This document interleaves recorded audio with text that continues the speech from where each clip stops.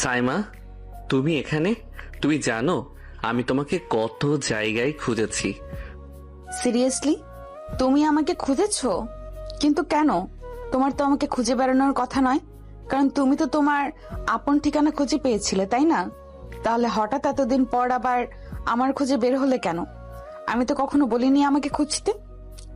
তুমি এতদিন কোথায় ছিলে? দেখো সাইমা, তুমি আগেও আমাকে ভুল বুঝেছিলে আর এখনো ভুল বুঝছো। দেখো, আমি এখানে কোনো সত্য মিথ্যার বিচার করতে বসিনি। আমাদের ভয়েস অফ নয়ন ইউটিউব চ্যানেলের রোমান্টিক লাভ স্টোরি গল্প শুনতে এখনই আমাদের চ্যানেলটি সাবস্ক্রাইব করে রাখুন। ধন্যবাদ।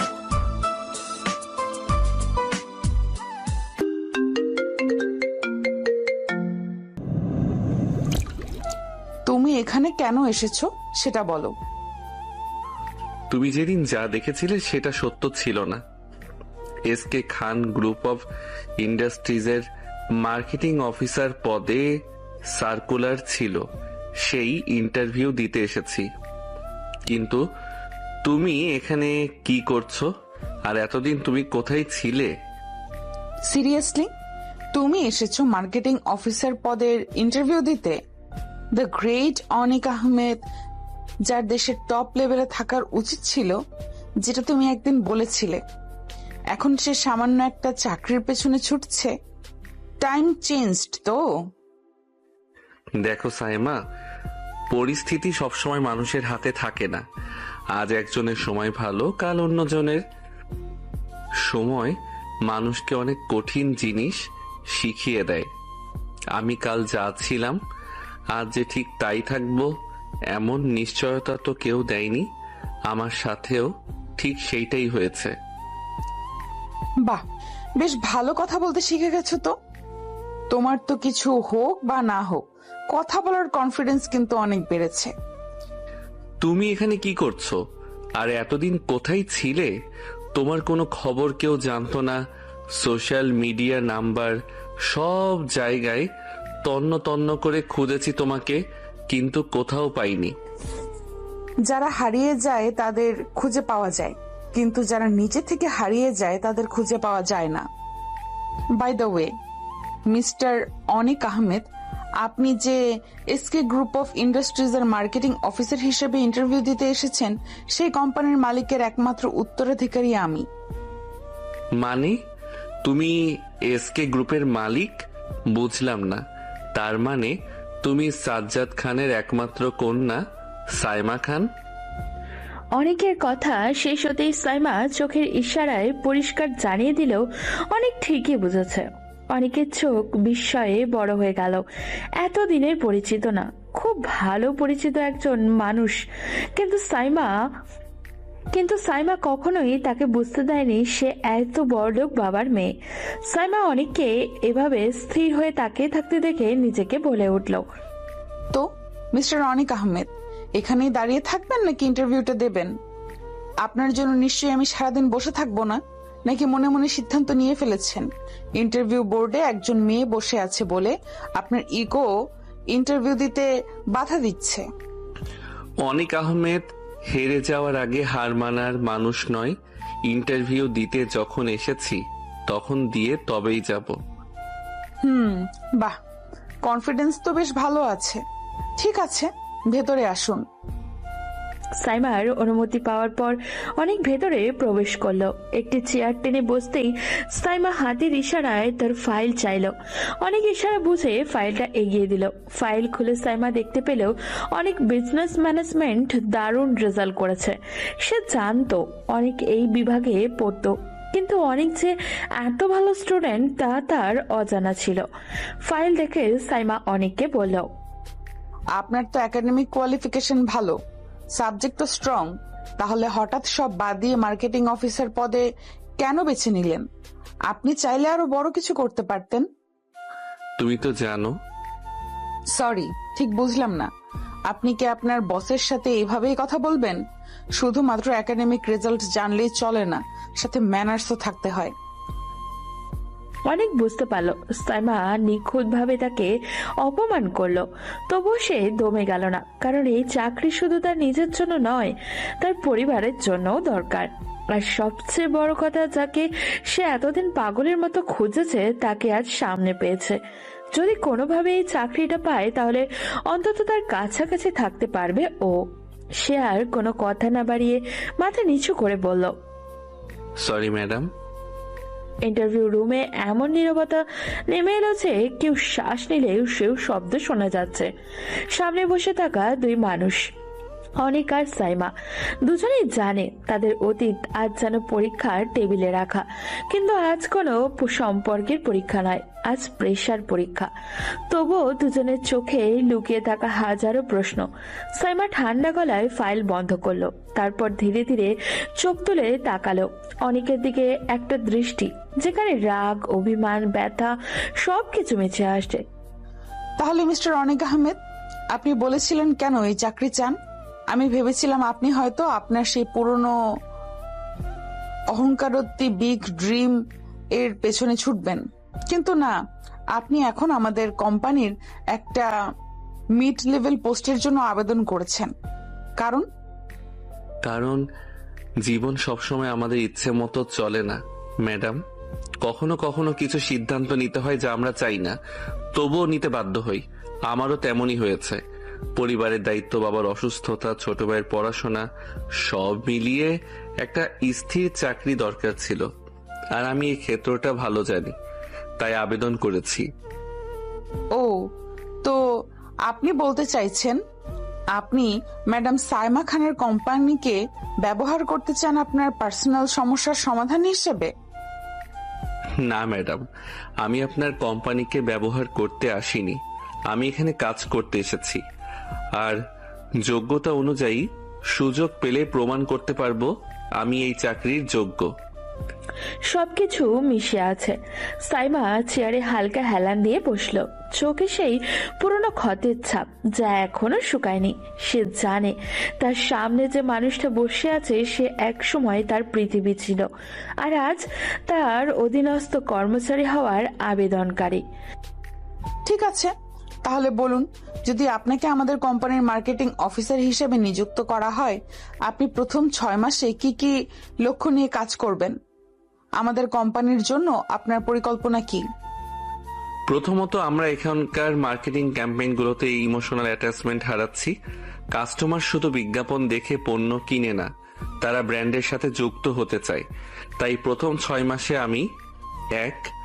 ব্র্যান্ড কনজিউমার কানেকশন বাড়ানোর জন্য real time history based ad চালু করব। 2. অনলাইন প্ল্যাটফর্মে কাস্টমার এঙ্গেজমেন্ট 25% বাড়ানোর লক্ষ্য নেব। আর তৃতীয়ত, নতুন 3টি অঞ্চলে ডিস্ট্রিবিউশন নেটওয়ার্ক চালু করব, যেখানে এখনো এসকে গ্রুপের উপস্থিতি কম। অনেক বলতে বলতে থামলো না। বড় বড় কর্পোরেটর শব্দ, চমৎকার প্রেজেন্টেশন সবই ছিল। সাইমা লক্ষ্য করছিল প্রতিটা অভিব্যক্তি। এই অনিক যে একসময় তাকে নিয়ে ভবিষ্যতের হাজারো স্বপ্ন দেখত, আজ সেই মানুষটা তার সামনে বসে ব্যবসায়িকভাবে কথা বলছে, একদম পেশাদারি, অনুভূতিহীন। কিন্তু সাইমা জানে অনেকটা এমন নয়, সে শুধু পরিস্থিতিকে মানিয়ে নিতে শিখেছে। আপনি ভালোই প্রস্তুতি নিয়ে এসেছেন, কিন্তু একটা জিনিস আমার পরিষ্কার না, আপনি কি সত্যি এই কোম্পানিতে কাজ করতে চান, নাকি শুধু জীবনের চাপে পড়ে একটা স্টেবল চাকরি চান? ম্যাডাম, আমি চাই, খুব চাই, শুধু চাকরিটা নয়, আমি চাই আমার জীবনকে আবারও ঠিকভাবে সাজাতে। আর এখানে কাজ করলে আমি সেটা পারবো বলে মনে করি। সাইমা কিছুক্ষণ নীরব রইল, যেন ভাবছে এই মানুষটাকে সে কোথায় হারিয়ে ফেলেছে, কেন হারিয়েছে, নাকি সে কখনোই তাকে সত্যিকারের ভাবে জানেনি। হঠাৎ সাইমা ফাইল বন্ধ করে জোরে জোরে টেবিলে রাখলো। শেষ প্রশ্ন, মিস্টার অনিক, আপনি যদি জানতেন আপনাকে ইন্টারভিউ নেওয়ার জন্য আমি থাকবো, তাহলে কি আপনি এই চাকরির জন্য আবেদন করতেন? হ্যাঁ ম্যাডাম, কারণ কিছু মানুষ, কিছু সম্পর্ক, কিছু ব্যথা এড়িয়ে গেলে কখনো শেষ হয় না, সামনাসামনি দাঁড়িয়ে মোকাবেলা করতে হয়। আর আজ আমি সেটা করতে এসেছি। সাইমা হঠাৎই থমকে গেল। তার ঠোঁট কাঁপছে, চোখের গভীরে জমে থাকা অভিমান মাথা চাড়া দিয়ে যায়, কিন্তু সে নিজেকে সামলে নিয়ে কঠোর গলায় বলে, ঠিক আছে, আপনার ইন্টারভিউ শেষ, আপনাকে রেজাল্ট জানিয়ে দেওয়া হবে, এখন আপনি যেতে পারেন। Thank you ma'am. অনেক দরজা খুলে বেরিয়ে গেল। দরজা বন্ধ হওয়ার শব্দটুকু সাইমা বুকের ভেতরে চাপা ঝড় যেন আরো জোরে বইতে লাগলো। অনেক চলে গেল, কিন্তু তার প্রতিটা কথা সাইমার মাথায় প্রতিধ্বনিত হয়ে বাজতে থাকলো। কেন জানি না সেদিন তার চোখে হঠাৎ করেই জল চলে এলো। সে মুছলো না, কারোর সামনে তো ভেঙে পড়তেই হবে, আর অনেকের সামনে তো ভেঙে পড়লে সে নিজেকে হারিয়ে ফেলবে।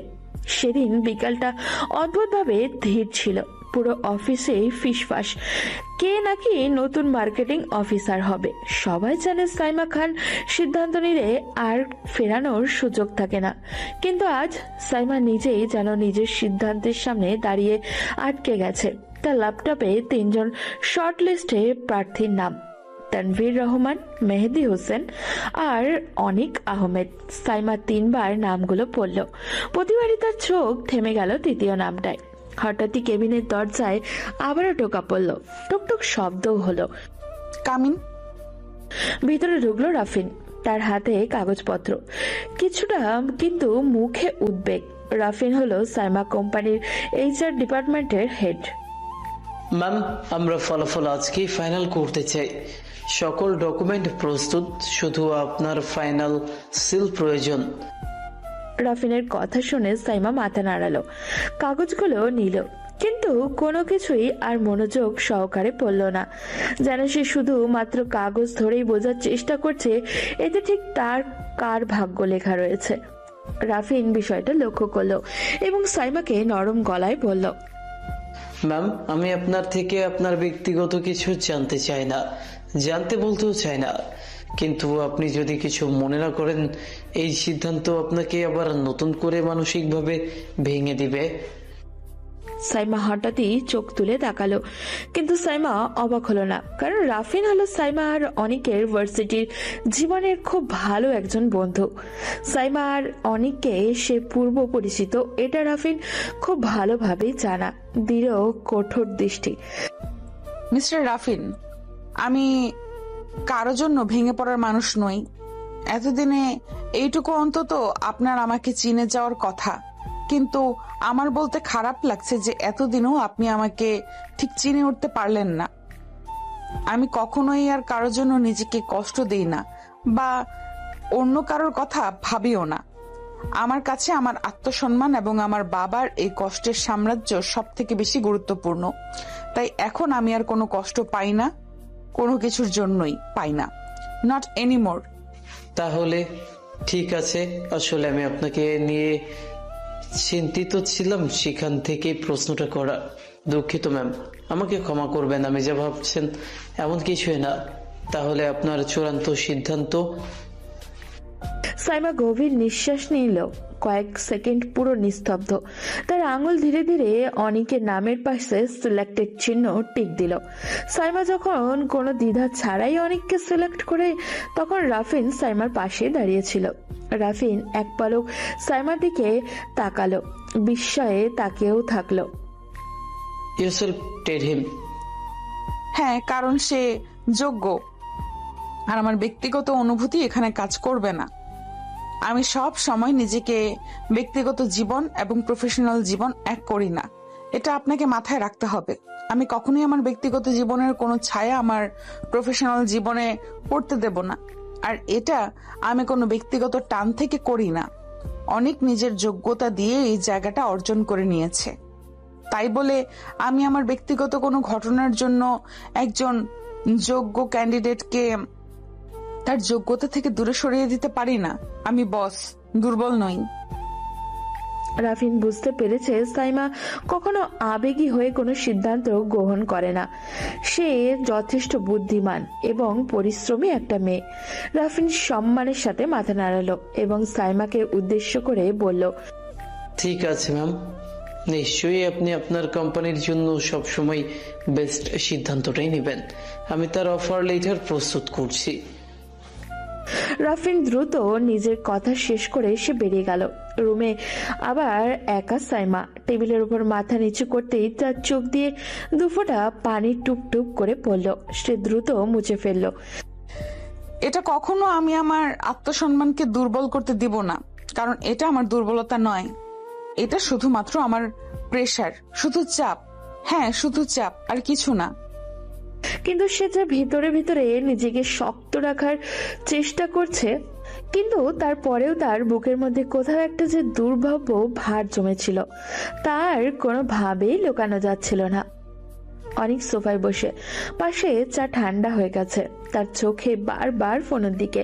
হয়তো ফলাফল আজই আসবে, হয়তো আবার আসবেও না, কিন্তু অন্য একটা দুশ্চিন্তা তাকে বেশি করে করে খাচ্ছে।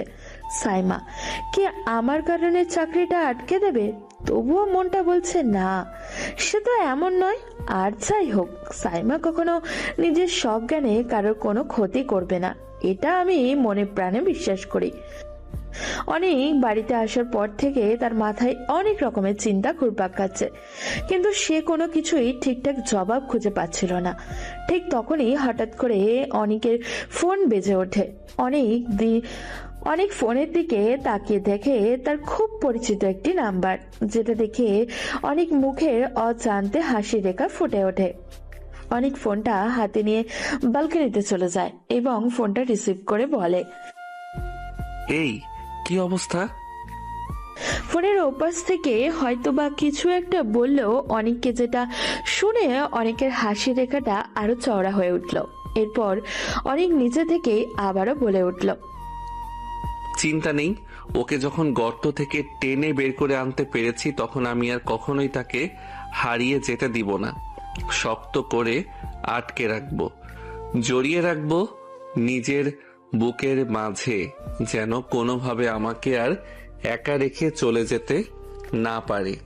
অনেক হয়েছে, অনেক কষ্ট সহ্য করেছি আমি, কিন্তু আর না। এবার ওকে প্রত্যেকটা কষ্টের জবাব দিতে হবে। কেন সে আমাকে এতটা কষ্ট দিয়েছে? কি অপরাধ ছিল আমার? ও যেন কোনোভাবে আমার কাছ থেকে আর পালাতে না পারে। এই জন্যই তো পার্মানেন্টলি সবসময় ওর কাছে থাকার ব্যবস্থা করছি। আর ধন্যবাদ আমাকে এতটা সাহায্য করার জন্য, আমার প্রাণ ভোমরাকে খুঁজে বের করার জন্য, আমাকে সাহায্য করার জন্য। ট্রিং ট্রিং। অনেক কথা বলে ফোনটা কাটার পর হঠাৎ করে তার ফোনে একটা নোটিফিকেশন আসে।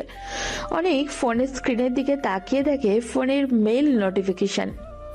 অনেকের যেন হাত পাত কাঁপতে শুরু করলো। মেইল খুললো। মেইলটিতে খুলে হঠাৎ করে অনেক যেটা দেখলো, মোবাইল মেইলটির যা দেওয়া আছে সেটা দেখে অনেকের চোখ কপালে উঠে যায়। অনেক হঠাৎ করে কি নিয়েছে ভুলে যায়। Congratulation, you have been selected as the marketing officer of A SK group. অনেকের বুক ধক করে উঠল। সে এক দৃষ্টিতে স্ক্রিনের দিকে তাকিয়ে থাকলো। কয়েক সেকেন্ড পর মুখে তীব্র অদ্ভুত এক হাসি ফুটে উঠল, যেন আনন্দ আর অস্বস্তি একসাথে। তাহলে তুমি আমাকে সুযোগ দিলে সাইমা। বিশ্বাস করো সুইটহার্ট, এটা তোমার দেওয়া শুধুমাত্র সুযোগ না, তোমাকে আবার নিজের করে পাওয়ার একটি আশার আলো। আমি আর কোনোভাবেই এই সুযোগ হাতছাড়া করব না। তোমাকে আমার হতেই হবে। এবার আর আমি তোমাকে নিজের থেকে আলাদা করব না, তোমাকে আর হারিয়ে যেতে দিব না, কখনোই না। I promise. তার চোখে এক ফোঁটা জল চিকচিক করে উঠল। তার আবেগ কেমন ভাবে বাইরে বেরিয়ে আসছে, যেন সে অনেক সাধনার পর তার ধৈর্য এবং সাধারণ ফল পেয়েছে। অনেককে মনে মনে আরো একবার বলে উঠল, আমি এবার প্রমাণ করব যে আমি কোনো ভুল করিনি। না তুমি কোনো ভুল করেছিলে, আর না আমি কোনো ভুল করেছি।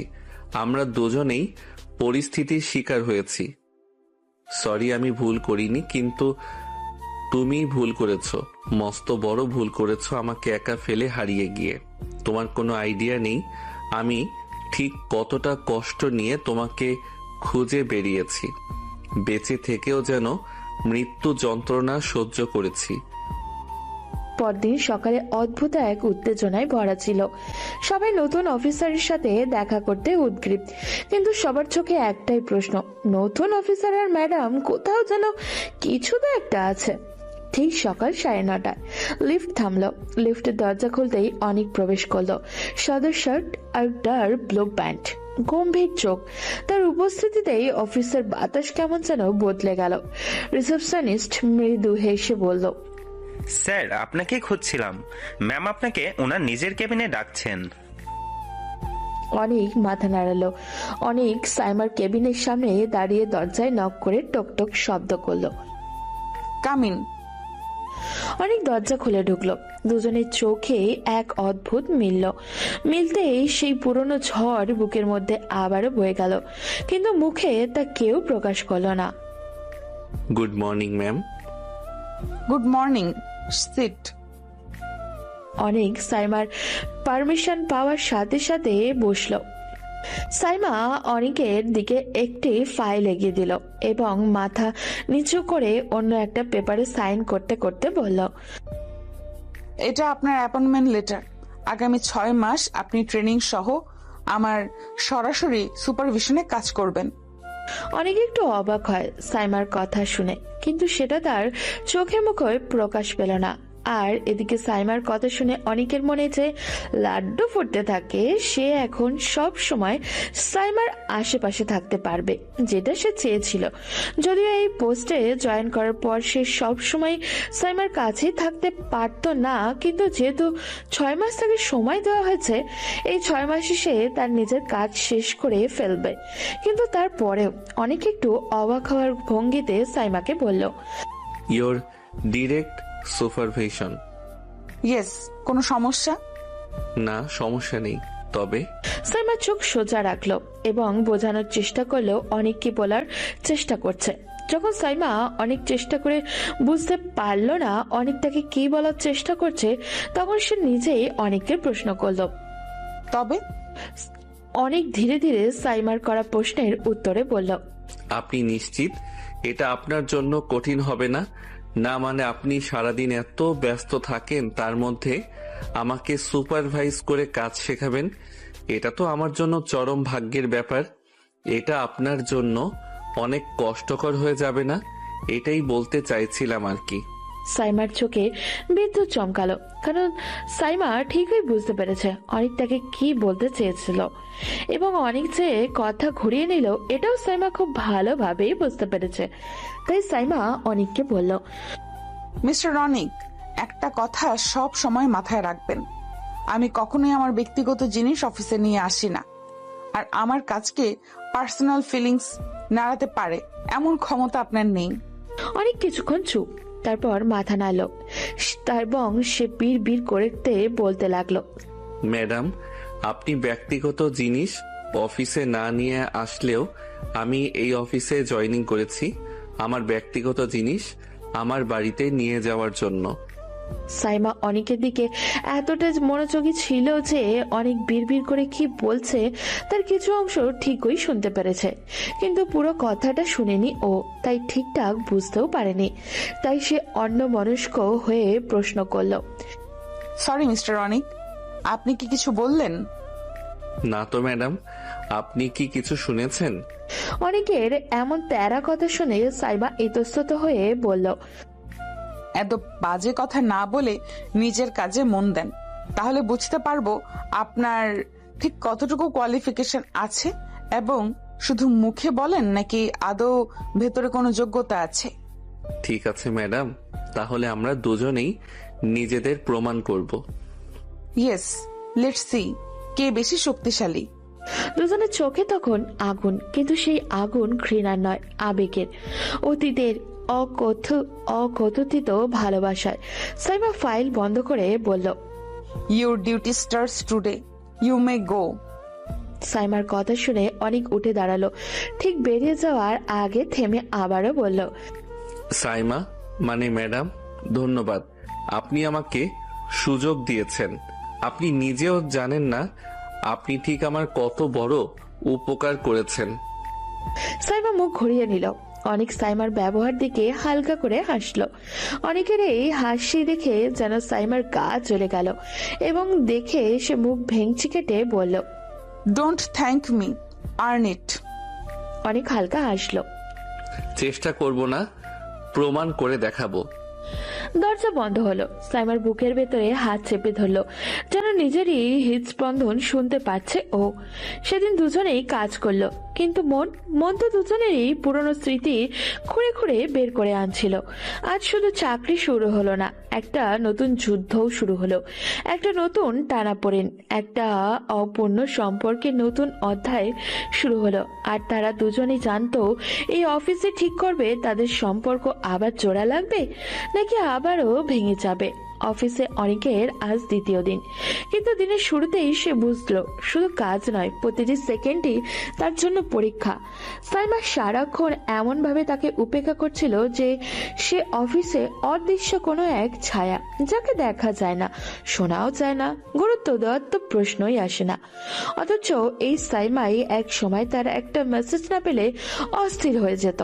এখন সেই মানুষটা তার পাশ দিয়ে হেঁটে যায়, কিন্তু একটু চোখ তুলে তাকায় না। কিন্তু তার চোখের কোণে সামান্য কম্পন কিংবা কোনো স্বাভাবিক বিষয়ে অতিরিক্ত কঠোর হয়ে ওঠা, এইসব সংকেত অনেক খুব ভালোভাবেই ধরতে পারে। সে জানে সাইমার ভেতরটা আসলে আগের থেকে অনেক বেশি অস্থির। শুধু পার্থক্য হচ্ছে সাইমা এই অস্থিরতাকে মুখোশের আড়ালে ডেকে ফেলতে শিখেছে। দুপুরে সবার সামনে আবার মিটিং, অনেক প্রেজেন্টেশন দিচ্ছে। রুমে হালকা গরম, সবাই মনোযোগী, কিন্তু সবার চোখের আড়ালে একটা তীক্ষ্ণ দৃষ্টি রয়েছে সাইমার। সে এমন ভাবে অনেককে দেখছিল যেন সে কোনো ভুলের অপেক্ষায় আছে। অনেক কথা বলছিল ধারাবাহিকতা ভাবে, কিন্তু তার ভেতরের চাপা উত্তেজনা তাকে বারবার শ্বাস ফেলতে বাধ্য করছিল। ঠিক তখন তার গলা একটু থেমে যায়।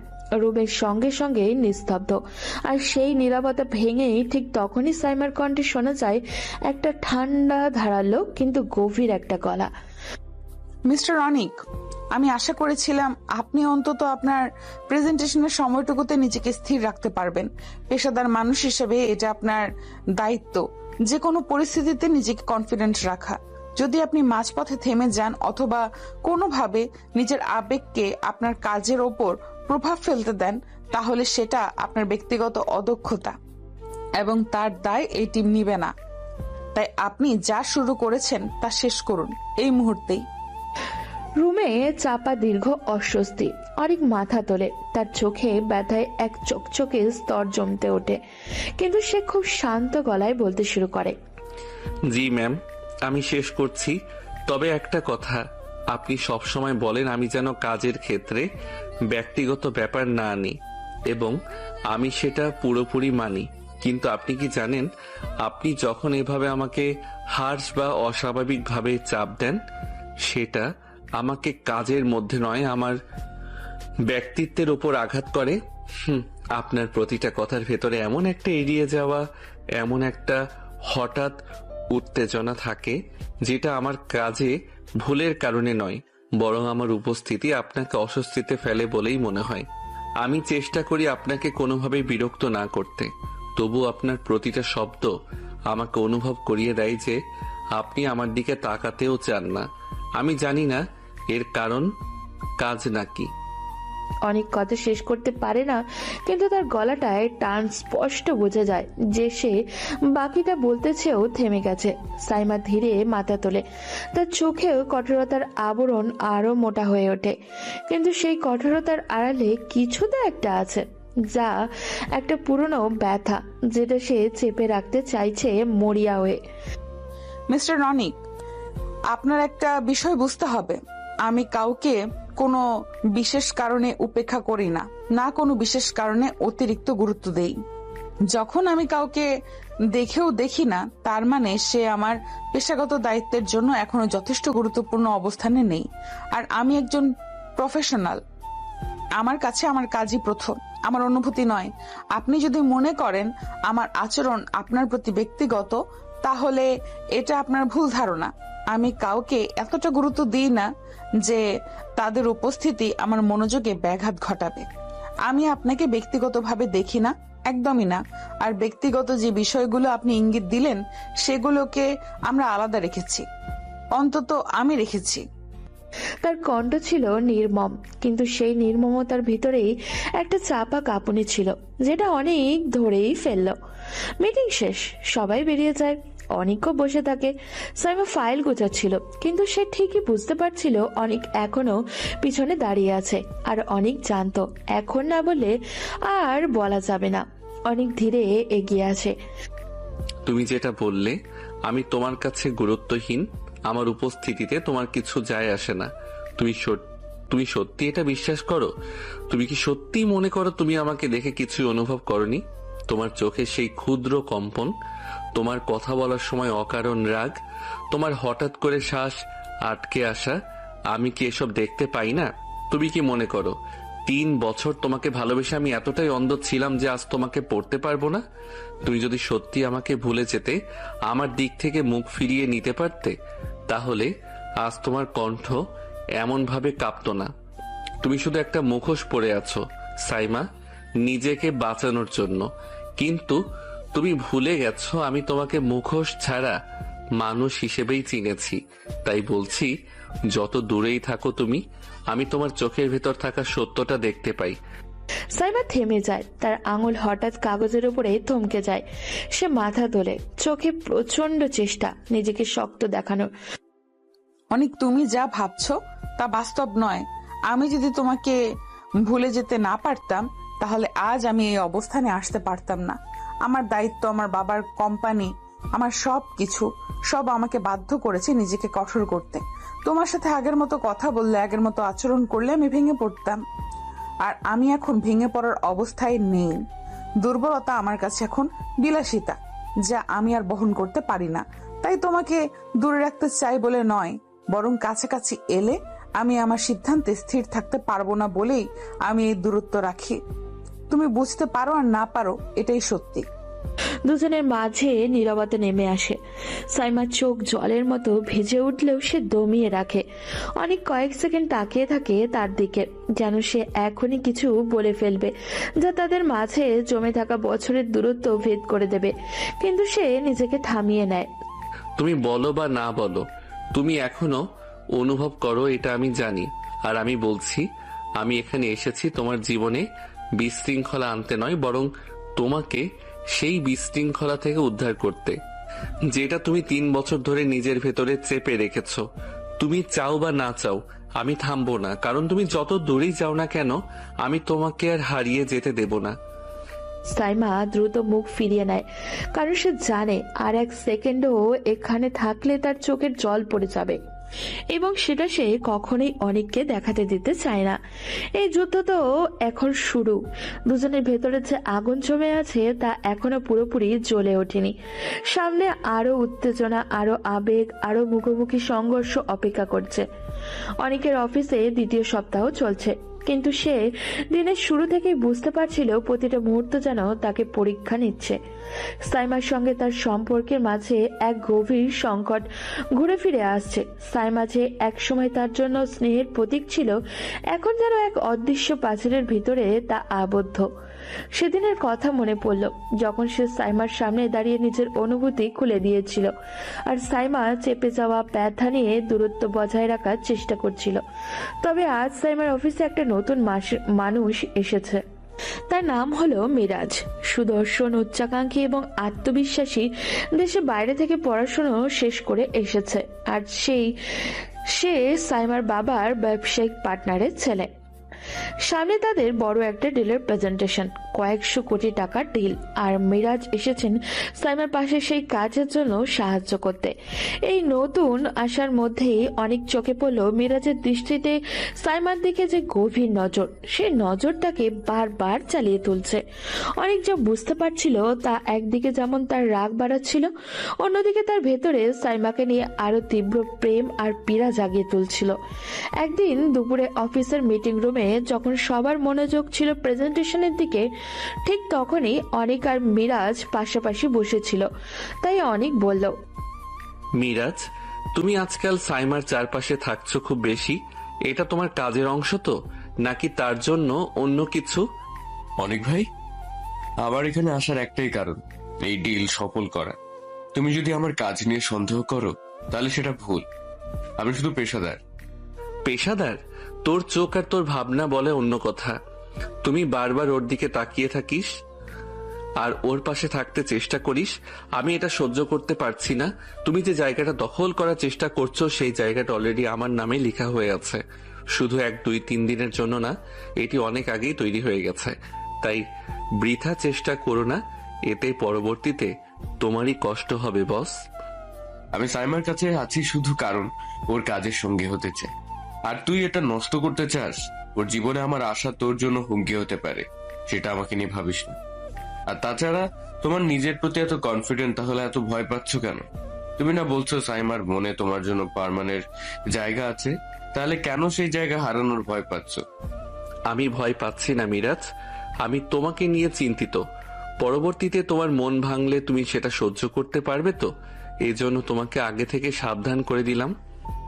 ধন্যবাদ ভাই তোমাকে আমার মন নিয়ে এত ভাবার জন্য, কিন্তু তোমাকে আমার মন নিয়ে ভাবতে হবে না। তুমি নিজের চিন্তা করো। তুমি এখন পর্যন্ত সাইমাকে হারানোর ভয় পাচ্ছ, তাহলে কি এমন জায়গা তৈরি করলে যেটা এত নড়বড়ে হারিয়ে যাওয়ার ভয় আছে?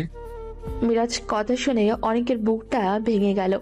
আর সে তখন বুঝতে পারছিল শুধু কাজের জন্য নয়, মিরাজ আসলে সাইমার জীবনে নতুন একটা আশা, নতুন আলোর প্রতীক সৃষ্টি করার বৃথা চেষ্টা করার জন্য এখানে এসেছে। আর অনেকের মনে হয় সাইমা যে পরিমাণ জিদি আর রাগী একটা মেয়ে, এখন সে যদি অনেকের উপর রাগ করে বা অনেকের উপরে অভিমান করে যে কোনো ভুল সিদ্ধান্ত নিয়ে নেয়, তাহলে তো অনেক সেটা সহ্য করতে পারবে না। একদিন বিকেলে অফিসের বাইরের বাগানে অনেক হাঁটাহাঁটি করার জন্য এসেছিল একটু, কিন্তু এসে দেখে সাইমা একটা বেঞ্চে একা একা বসে আছে। অনেক বিষয়টা লক্ষ্য করে সামনে সাইমার দিকে এগিয়ে যায়। সাইমা অনেকের উল্টো পাশ করে বসেছিল, কিন্তু তারপরেও সাইমা যখন বুঝতে পারে নিজের পিছনে কারোর উপস্থিতি, তখন তার আর বুঝতে বাকি থাকে না কে এসেছে তার পেছনে। তার নাম মাত্র বিচ্ছেদ হয়েছে, কিন্তু মন তো এক জায়গাতেই রয়েছে। সাইমা পেছনে যে এসেছে সেটা দেখার জন্য সাইমাকে আর কষ্ট করে পেছনে তাকাতে হয় না। পিছনে না তাকিয়ে সাইমা বলল, আজকে হঠাৎ একা একা এখানে কি করছেন? আপনাকে যে কাজ দেওয়া হয়েছিল সেটা শেষ করেছেন? দেখুন অনেক সাহেব সামনে আমাদের অনেক বড় একটা বড় একটা পরীক্ষা। এসকে গ্রুপ কোম্পানিটা আমার বাবার অনেক শখের। তিনি এই কোম্পানিটাকে দাঁড় করানোর জন্য অনেক পরিশ্রম করেছে। রাত দিন এক করে তিনি এই কোম্পানিটাকে দাঁড় করিয়েছেন। এখন আমি যদি তার মেয়ে হয়ে তার এই পরিশ্রমের মূল্য দিতে না পারি, তাহলে নিজের কাছে নিজেকে কখনো দাঁড় করাতে পারবো না। আমার বাবা অনেক ভরসা করে আমার উপরে দায়িত্ব দিয়েছেন। এখন আমাদের মধ্যে অনেক উত্তেজনা কাজ করতেছে। আমি চাই আপনিও আপনার সর্বোচ্চটা দিয়ে আগামী ডিলটা জিতে নিতে আমাদের সাহায্য করুন। চিন্তা করবেন না, আমার আপনার প্রতি পূর্ণ আস্থা আছে। আপনি অত্যন্ত বুদ্ধিমতী এবং পরিশ্রমী একটা মেয়ে। আমি জানি আপনি যদি চেষ্টা করেন তাহলে নিশ্চয়ই আপনি আপনার লক্ষ্যে পৌঁছাতে পারবেন। জানি না কি পারবো, কতটুকু পারবো, তবে আমাকে যদি আপনার এই জার্নিতে কখনো কোনো সময় প্রয়োজন পড়ে, শুধু একটাবার আওয়াজ দেবেন। নিজের সর্বশেষ দিয়ে চেষ্টা করব। আমি ভয় পাচ্ছি, অনেক ভয় পাচ্ছি। আমি আমার সিদ্ধান্তে ভেঙে পড়ব। আমি চাই শক্ত থাকি, কিন্তু কখনো কখনো আমার মনের কোণে কিছু আতঙ্ক আমাকে তিলে তিলে শেষ করে দিচ্ছে। অনেক জানে সাইমা কতটা আবেগী। সে তার বাবাকে ভীষণ ভালোবাসে। সাইমা যখন কাউকে ভালোবাসে তখন তার জন্য সাইমা নিজের সর্বোচ্চটা বাজি রেখে দেয়। তারপরেও কখনো তার ভালোবাসার মানুষকে ছোট হতে দেয় না। সেখানে বিষয়টা তো তার বাবার। স্বপ্নে সাইমা নিজের জীবনে বাজি রেখে দিবে, কিন্তু তারপরও তার বাবার স্বপ্ন ভাঙতে দিবে না। অনেক মাঝে ভাবে কিভাবে পারে এই মেয়েটা এত কঠোর খোলসের মাঝে এতটা দুর্বল সত্তাকে লুকিয়ে রাখতে। এক সন্ধ্যায় অফিসের লবিতে এসে দেখে সাইমা ল্যাপটপে বসে কাজ করছে এবং মিরাজ তার পাশে বসে তাকে মাথা থেকে পা পর্যন্ত পরখ করে যাচ্ছে। মিরাজের এমন দৃষ্টিতে সাইমার দিকে তাকিয়ে আছে যেন সে চোখ দিয়ে সাইমাকে গিলে খাচ্ছে। বিষয়টা দেখার পর থেকে অনেকের যেন রাগে পুরো গা চলে যাচ্ছে।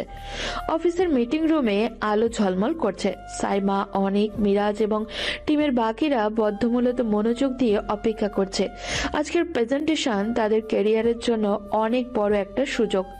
এসকে গ্রুপের নতুন ডিল পেতে হবে। সাইমার চোখে দৃঢ়তা, মুখে আত্মবিশ্বাস। সে জানে আজকে তার পুরো পরিকল্পনায় স্পষ্ট, সুনির্দিষ্ট এবং সকলের হৃদয় ছুঁয়ে যাবে। সুপ্রিয় সকলকে ধন্যবাদ। আজ আমরা শুধু একটা ডিল পেতে চাইছি না, আমরা চাই এই ডিলের মাধ্যমে এসকে গ্রুপের ব্র্যান্ডকে নতুন উচ্চতায় নিয়ে যেতে।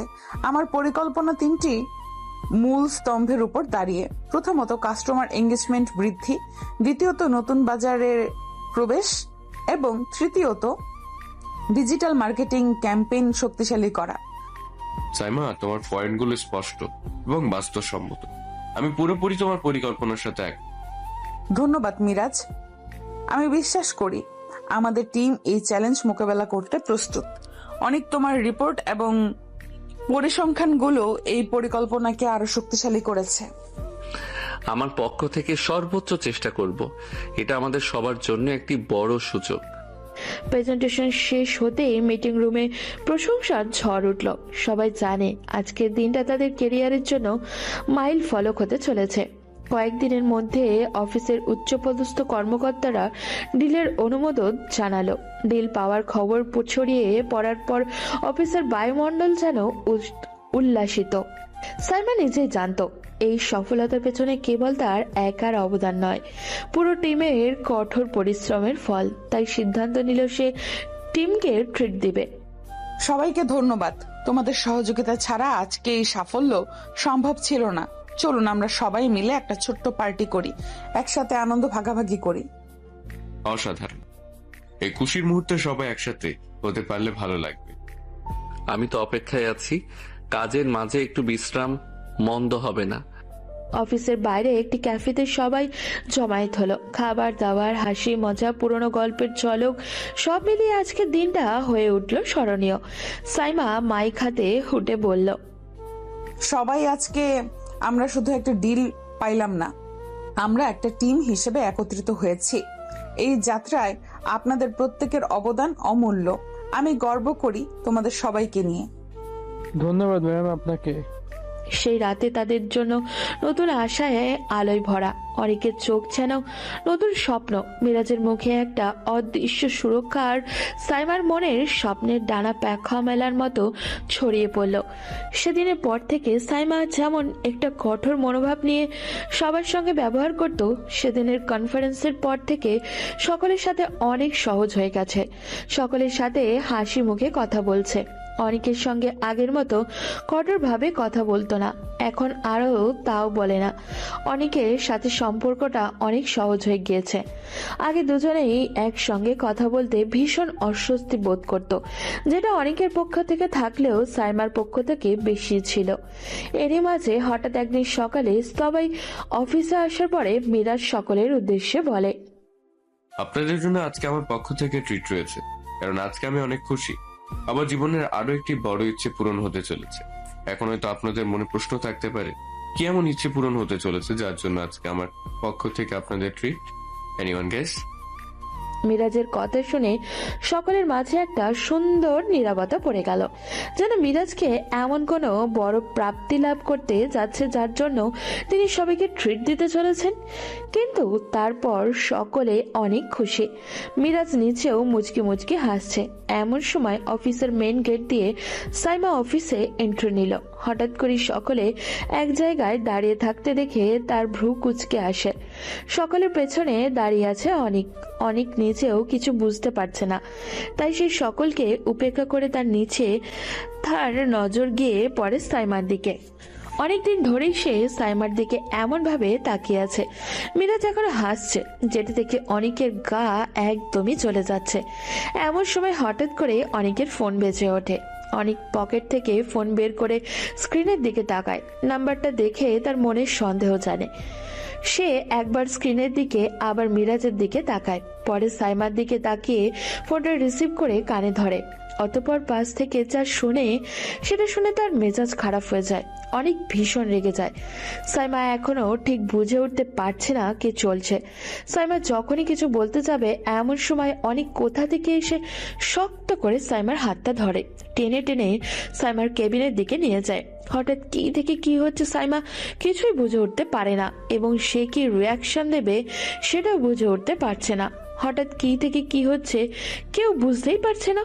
মিরাজ যখন অনিককে আটকাতে যাবে তার আগেই অনেক সাইমাকে কেবিনে নিয়ে গিয়ে দরজা আটকে দেয়। এদিকে অফিসার সবার মাঝে গুঞ্জন শোনা যায় যে অনিক আর সাইমার মাঝে নিশ্চিত কিছু চলছে। এদিকে অনিক সাইমাকে নিয়ে এসে দরজা লাগানোর পর থেকেই মিরাজ একের পর এক দরজায় নক করছে এবং সাইমা আর অনিককে ডাকাডাকি করছে, কিন্তু ভেতর থেকে কোনো সাড়ার শব্দই পাওয়া যাচ্ছে না। হঠাৎই এমন পরিস্থিতিতে সাইমা নিজেও বেশ বিরক্ত হয়ে বলে, কি সমস্যা আপনার মিস্টার অনিক? আপনি আমাকে এখানে কেন নিয়ে আসলেন? আর আপনার সাহস হলো কি করে সবার সামনে আমার হাত ধরার? আমার সাহস যে ঠিক কি এবং কতটা সেটা তোমার থেকে ভালো আর কেউ জানে না, তাই সেই বিষয়ে আমরা এখন আর কথা না বলি, এটাই দুজনের জন্য ভালো। কিন্তু তোমার সাহস দেখে আমি অবাক হয়ে যাচ্ছি। তোমার শুধু সাহস না, দুঃসাহস কোথা থেকে আসে যে তুমি অন্য কাউকে বিয়ে করার কথা চিন্তা করতে পারো? হঠাৎই অনেকের কাছ থেকে এমন কথা শুনতে হবে সেটা সাইমা অ্যাকসেপ্টও করেনি।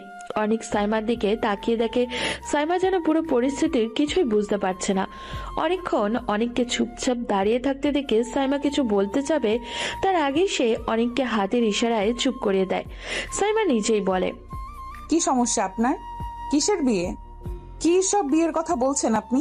দেখুন, জানি না আপনি কি বলছেন, কেন বলছেন আমি জানি না, তবে এইটুকু বলতে পারি কোনো কিছু না জেনে না বুঝে যাচাই বাছাই না করে কিছু বলা উচিত না। আমি না জেনে কিছু বলছি না। আপনার ওই মিরাজের সাথে বিয়ে ঠিক হয়নি? অনেকের কথা শুনে সাইমা যেন আকাশ থেকে পড়ল। সে প্রচন্ড অবাক হয়ে বলে, কি সব যাতা বলছেন আপনি? মিরাজের সাথে আমার বিয়ে মানে? এমন ভাব করছেন যেন আপনি কিছু জানেন না। সাইমা অনেকের মুখের দিকে তাকিয়ে থাকে কিছুক্ষণ, যেন তার প্রতিটি শব্দ প্রতিটি অভিযোগ সাইমার মাথার ভিতরে ছুরি হয়ে ঢুকছে। কিন্তু সমস্যা হলো সেই অভিযোগের সামনে সে নিজেই জানে না। সাইমার শ্বাস নিতে পর্যন্ত কষ্ট হচ্ছে। তার চোখে স্পষ্ট অবাক এবং ভয়ের ছাপ। অনিক, আপনি কি বলছেন? আমি সত্যি কিছু বুঝতে পারছি না। কি প্রস্তাব? কার প্রস্তাব? আমি মিরাজের বাবা মা আবার আমার বাড়িতে যাবে কেন? আপনি কি শুনেছেন? কোথায় শুনেছেন? কেন শুনেছেন? কিছুই তো পরিষ্কার করে বলছেন না। অনেক গভীর নিঃশ্বাস নেয়। তার চোখে আগুন কিছুটা কমলেও রাগটা এখনো বয়েই গেছে। সে সোজা সাইমার দিকে তাকিয়ে থাকে, যেন বহুদিনে জমে থাকা কথাটা রূপ দিতে চাইছে। তোমার না জানার কথা শুনতে শুনতে আমি বিরক্ত। তুমি এখনো বলছো তুমি কিছুই জানো না? তোমার বাড়িতে কি হচ্ছে, কারা আসছে, কারা প্রস্তাব দিচ্ছে, তুমি কিছুই জানো না? এটা কি সম্ভব? আজ সকালে আমি নিজের কানে শুনেছি মিরাজের বাবা মা আমার এক একজন পরিচিতির মাধ্যমে খবর পাঠিয়েছে। তারা তোমাদের বাসায় দেখা করতে গিয়েছিল। উদ্দেশ্য ছিল বিয়ের প্রস্তাব। আর আর তুমি বলছো তুমি জানো না? সাইমা হতবাক, তার মুখ শুকিয়ে যায়। সে ধীরে ধীরে একটা চেয়ারে বসে পড়ে, যেন পা দুটো আর তাকে ধরতে পারছে না। আমি তো নিজের কানেই বিশ্বাস করতে পারছি না। কোথায় কি হচ্ছে আমি কিছুই জানি না। আপনি অন্তত একটু পরিষ্কার করে বলবেন। অনিক, আমি শপথ করে বলছি আমি কিছুই জানি না, বিশ্বাস করুন। আমার পরিবারের কেউ আমাকে বলেনি, কেউ কিছু আলোচনা করেনি, এমনকি মিরাজও আমাকে কখনো এমন কিছু বলেনি। সে যদি সত্যি এমন কিছু করে থাকে তাহলে সেটাও আমি এই মাত্র আপনার মুখেই প্রথম শুনছি। আমি জানতামই না এমন কিছু ঘটেছে। আপনি কেন ভাবছেন আমি সব জানি? কেন ভাবছেন আমি ইচ্ছে করে কিছু লুকাচ্ছি? অনেক 2 সেকেন্ড চুপ থাকে, কিন্তু তার ভেতরের ক্ষোভ এখনো পড়ে চলেছে। সে এক ধাপ করে এগিয়ে এসে টেবিলের ওপরে হাত রাখে এবং হালকা ঝুঁকে সাইমার দিকে তাকায়। কারণ তুমি আমাকে কখনো কিছু বলো না সাইমা। তুমি নিজের অনুভূতি তো দূরের কথা, নিজের জীবনের গুরুত্বপূর্ণ বিষয়গুলো পর্যন্ত কাউকে জানাতে চাও না। তুমি চাও সবাই নিজের মতো আন্দাজ করে নিক, আর তুমি চুপচাপ থেকে সবকিছু এড়িয়ে যাবে। কিন্তু এবার আর সেটা হবে না। মিরাজ যে তোমার সাথে বিয়ে করতে চায় সেটা তার বন্ধুদের মুখেই একাধিকবার শুনেছি। আজ যখন ফোনে আমাকে বলা হলো যে তাদের পরিবার তোমার বাড়িতে গেছে, তখন আমার মাথা কাজ করা বন্ধ হয়ে গেল। আর তোমার ওই আমি কিছু জানি না এই কথাটা এখন খুব বিশ্বাস করতে কষ্ট হচ্ছে। সাইমা এবার ক্ষুব্ধ হয়ে ওঠে। সে চেয়ার থেকে উঠে দাঁড়িয়ে তার চোখে জল চিকচিক করছে, কিন্তু সে চোখের জলকে খুব শক্ত করে আটকায়। আপনার বিশ্বাস করতে কষ্ট হচ্ছে সেটা আমি বুঝলাম, কিন্তু তাই বলে আপনি সবার সামনে আমাকে টেনে নিয়ে আসবেন, আপনার হাত ধরে আমার হাত ধরে অপমান করবেন, আমার কেবিনে আমাকে আটকে রেখে জেরা করবেন। এটা কি আপনার ঠিক কাজ? আপনি কি ভাবেন আমি নিজের জীবনের উপর এতটাই নিয়ন্ত্রণহীন যে কেউ আমার নামে প্রস্তাব পাঠালো আমি চুপ করে বসে থাকবো? আমি কি এমন মানুষ?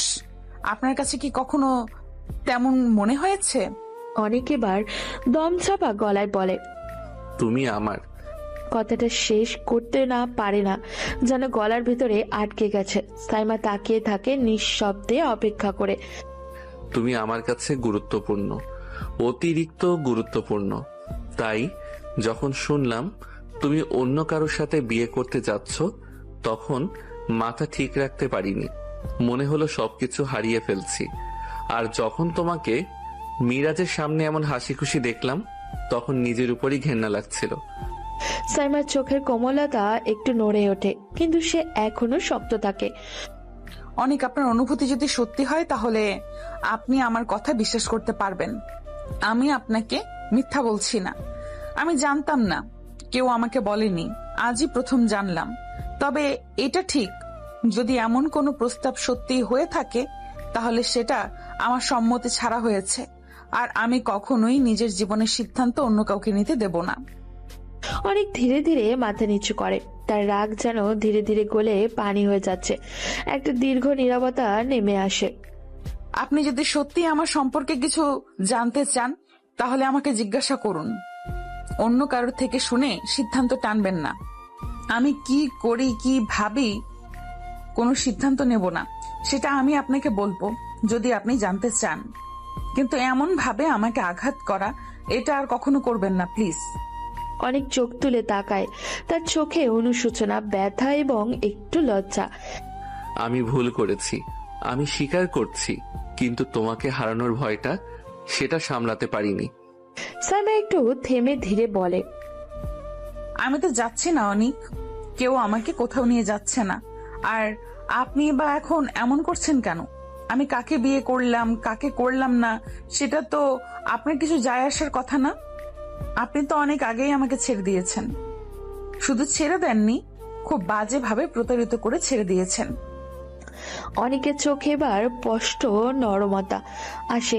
কেবিনের বাইরে এখনো মিরাজ দরজায় কড়া নেড়েই যাচ্ছে, কিন্তু ভেতরে দুজনের নীরবতা অন্য কিছু বলছে।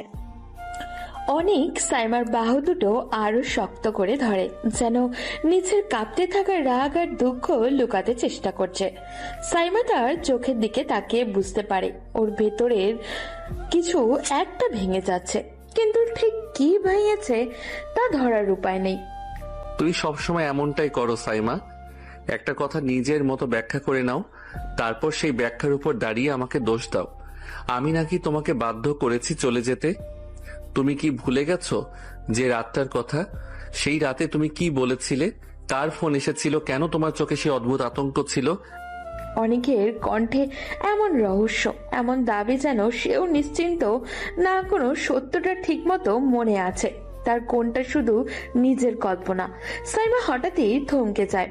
তার মুখের অভিব্যক্তি বদলে যায় এক সেকেন্ডের জন্য, কিন্তু সে দ্রুত নিজেকে সামলে নেয়।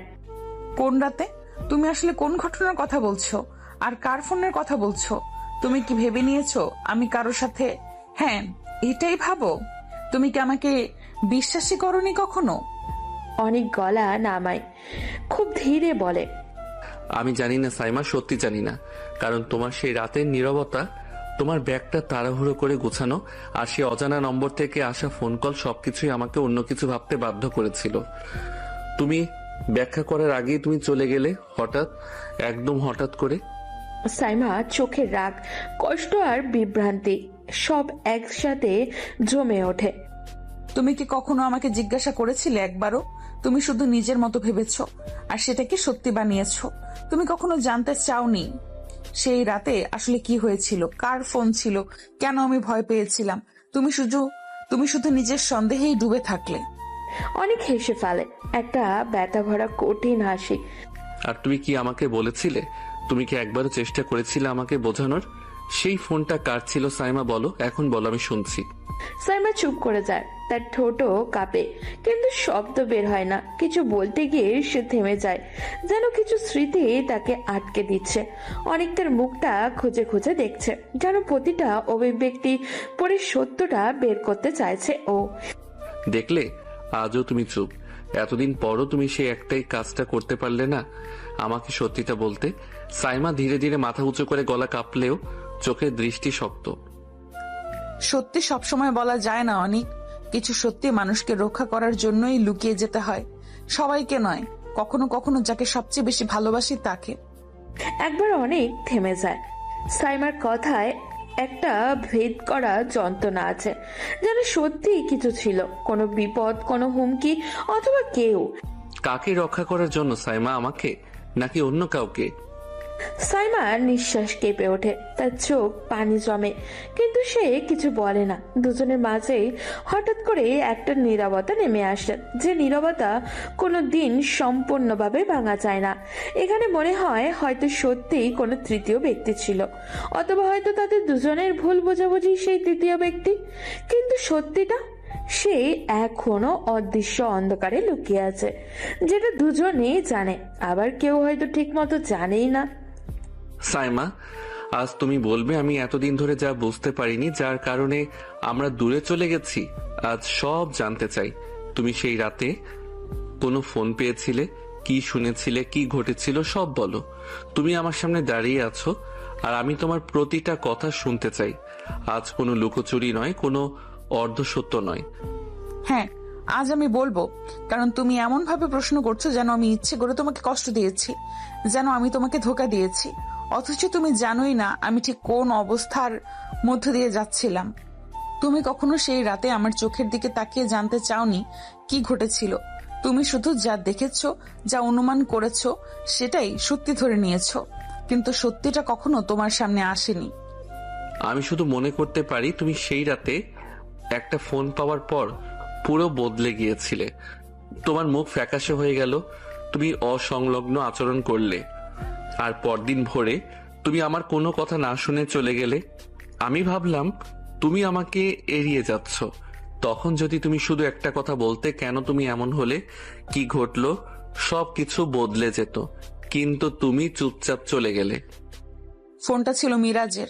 হ্যাঁ, সেই মিরাজ যাকে তুমি তোমার নিজের লোক মনে করতে, যার সঙ্গে তুমি সবকিছু শেয়ার করতে। সে রাত দুটোয় আমাকে ফোন করে বলল সে বিপদে আছে। প্রথমে আমি যেতে চাইনি, কারণ তোমার সঙ্গে দেখা করে তখনই ঘুমাতে গিয়েছিলাম। কিন্তু তারপর সে এমন একটা কথা বলল যা আমাকে জমাট বরফের মতো করে দিল। সে বলল যদি আমি এখনই না যাই তবে সে তোমার বিরুদ্ধে এমন কিছু করবে যা তোমার জীবন, তোমার ক্যারিয়ার সব ধ্বংস করে দিবে। মিরাজ তোমাকে এমন কথা বলবে? সেই মানুষটা, সে কেন? সে তোমাকে হঠাৎ করে এত রাতে ফোন করবে কেন, আর তোমাকে হুমকি দেবে কেন? কারণ সে আমাকে পছন্দ করতো অনেক দিন ধরে, কিন্তু কখনো পরিষ্কার করে বলেনি। ওর আচরণ মাঝে মাঝে অদ্ভুত মনে হতো, কিন্তু আমি কখনো ভেবেই দেখিনি এটা আসলে কি। আমি যখন তাকে বললাম আমি তোমাকে ভালোবাসি আর তোমার সাথেই থাকতে চাই, সে সেটা সহ্য করেনি। সেই রাতেই সে প্রথমবার নিজের মুখে স্বীকার করলো। তার চোখে এমন এক রাগ, এমন এক পাগলামি ছিল যে আমি ভয় পেয়ে গিয়েছিলাম। সে বলল আমি যদি তোমাকে না ছাড়ি তাহলে তোমাকে হারাতে হবে, সে তোমাকে নিজের হাতে ধ্বংস করে দেব। আর তুমি তখনই সিদ্ধান্ত নিলে আমাকে ছেড়ে যাওয়ার। তুমি আমাকে কিছু বলতে পারতে, আমি তোমার উপর রাগ করতাম না। তুমি যদি তখনই বলতে মিরাজ তোমাকে এমন হুমকি দিচ্ছে, আমি কখনোই তোমাকে সন্দেহ করতাম না, আমি বরং তোমার পাশে দাঁড়াতাম। না অনিক, তুমি শুনতে না, তুমি ভাবতে আমি বাড়িয়ে বলছি। আমি সেই সময় তোমাদের দুজনকে যতটা কাছে দেখতাম, আমি জানতাম তুমি একবারও বিশ্বাস করবে না মিরাজ এমন কিছু করতে পারে। আর যদি তুমি বিশ্বাস না করতে তাহলে আমাদের সম্পর্কটাই সন্দেহেই ভেঙে যেত।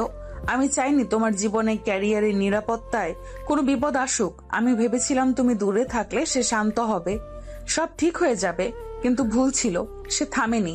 আজও সে আমাকে ফোন করে, মেসেজ দেয়, হুমকি দেয়, যদি আমি আবার তোমার কাছে ফিরি তাহলে সে তোমাকে আঘাত করবে। তাহলে এতদিন ধরে তুমি একা এইসব মুখোমুখি হচ্ছ? আমি ভাবছিলাম তুমি আমাকে ভুলে গেছো, আমাকে ভালোবাসো না, অন্য কারো দিকে মন দিয়েছো।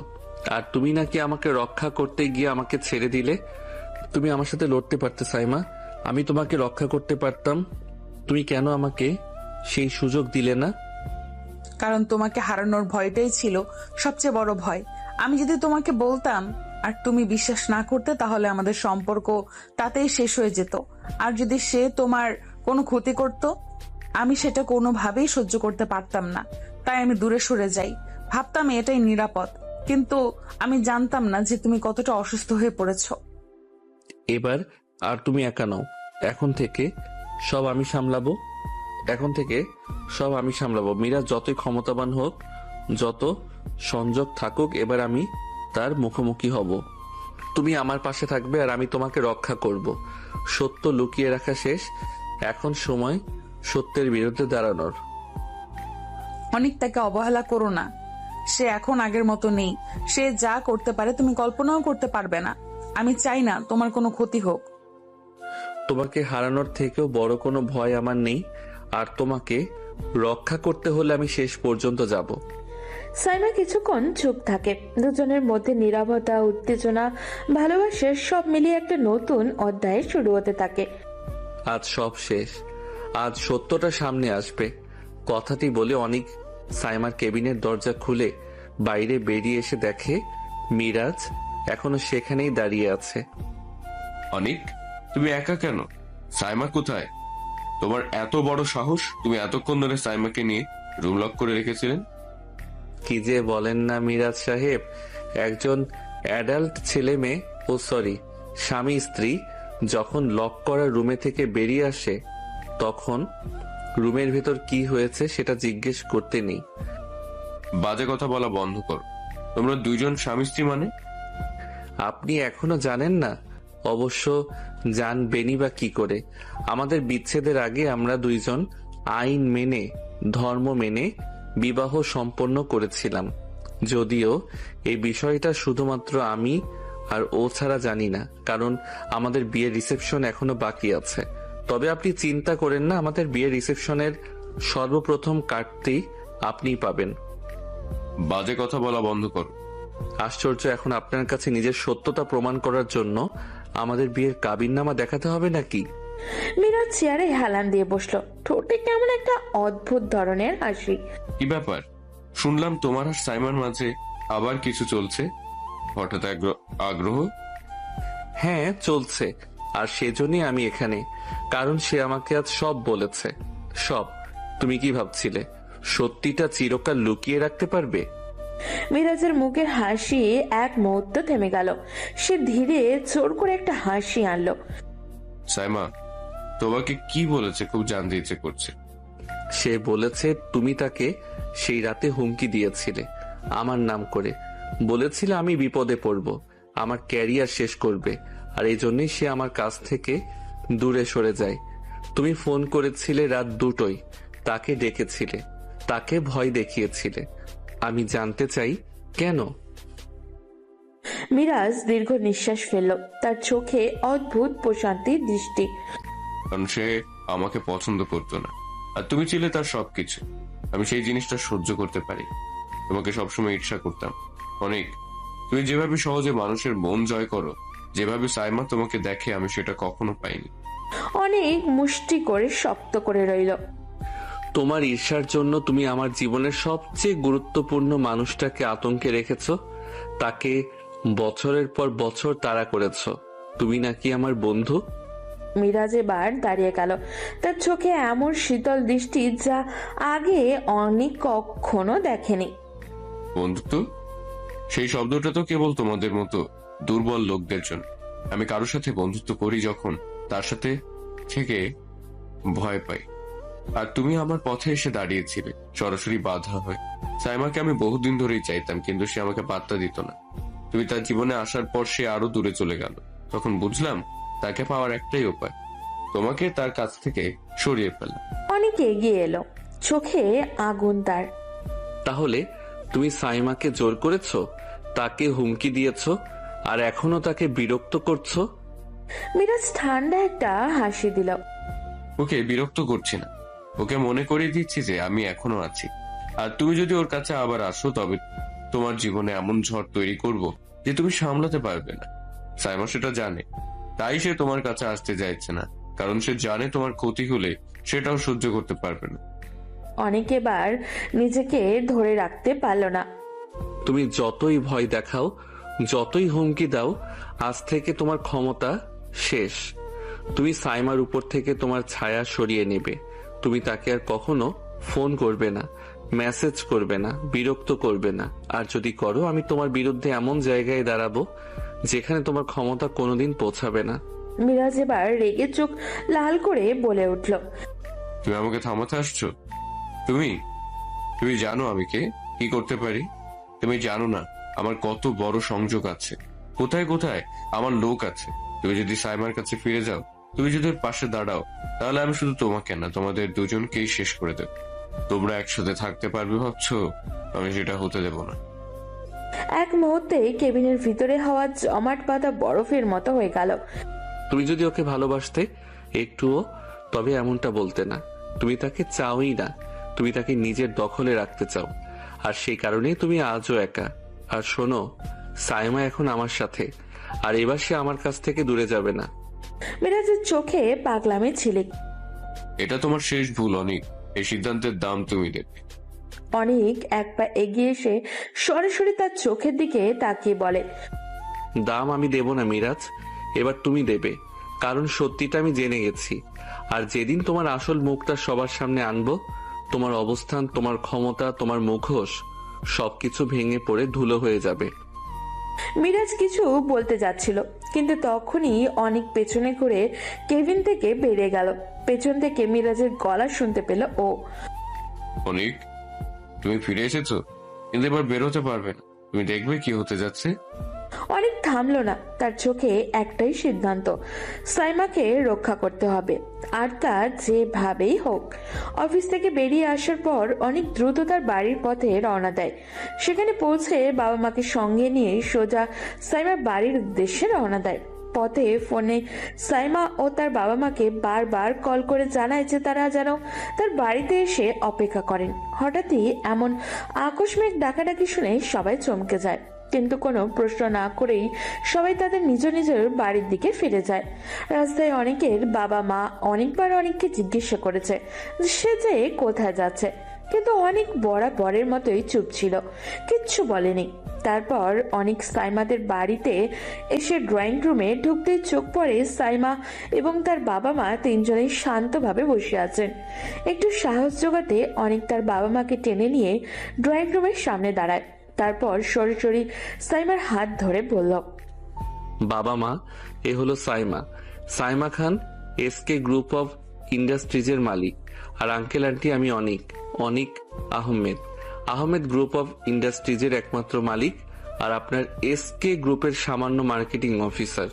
এখন আপনাদের মনে প্রশ্ন আসছে, কেন হঠাৎ করে আমি আপনাদের এমন জরুরি ডাক দিয়েছি?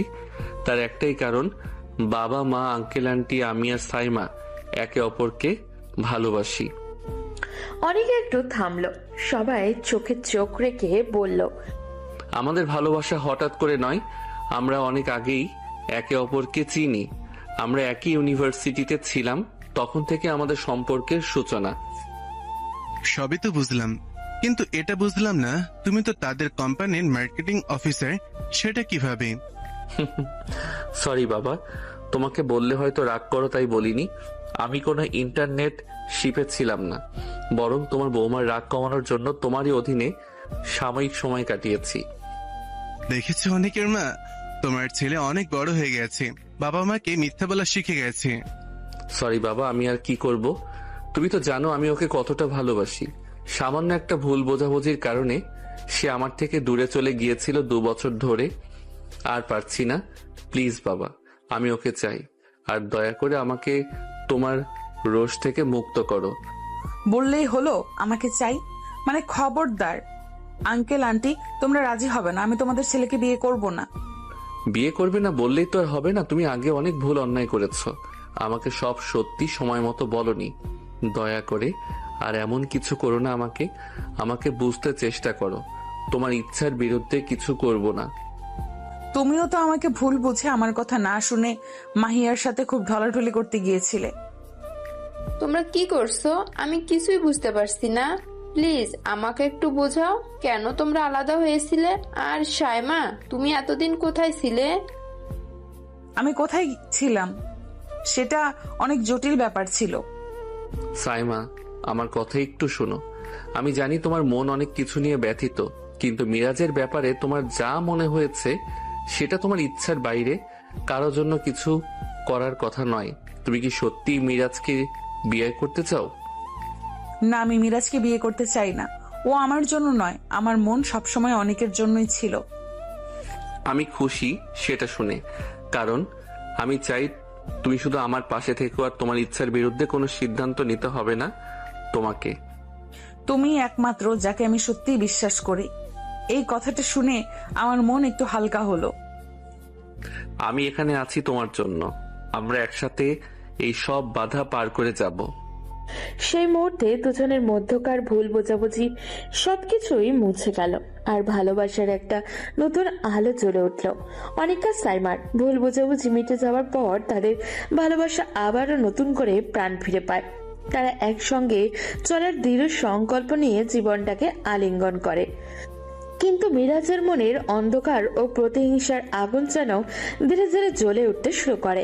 একদিন মিরাজ অদ্ভুত এক ঠান্ডা হাসি নিয়ে অনেকের সামনে এসে হাজির হয়। অনেকদিন ধরে তোমাদের দেখছি অনিক আর সাইমা, তোমরা যেন একসাথে খুব ভালো আছো। কিন্তু আমি তোমাকে একটা কথা বলবো, যে মানুষকে তুমি সবচেয়ে বেশি বিশ্বাস করো তাকে কখনো কখনো ভাঙতেই হয়। আমার ইচ্ছে তোমাদের সুখের পথে আমি যেন বাধা হয়ে দাঁড়াই।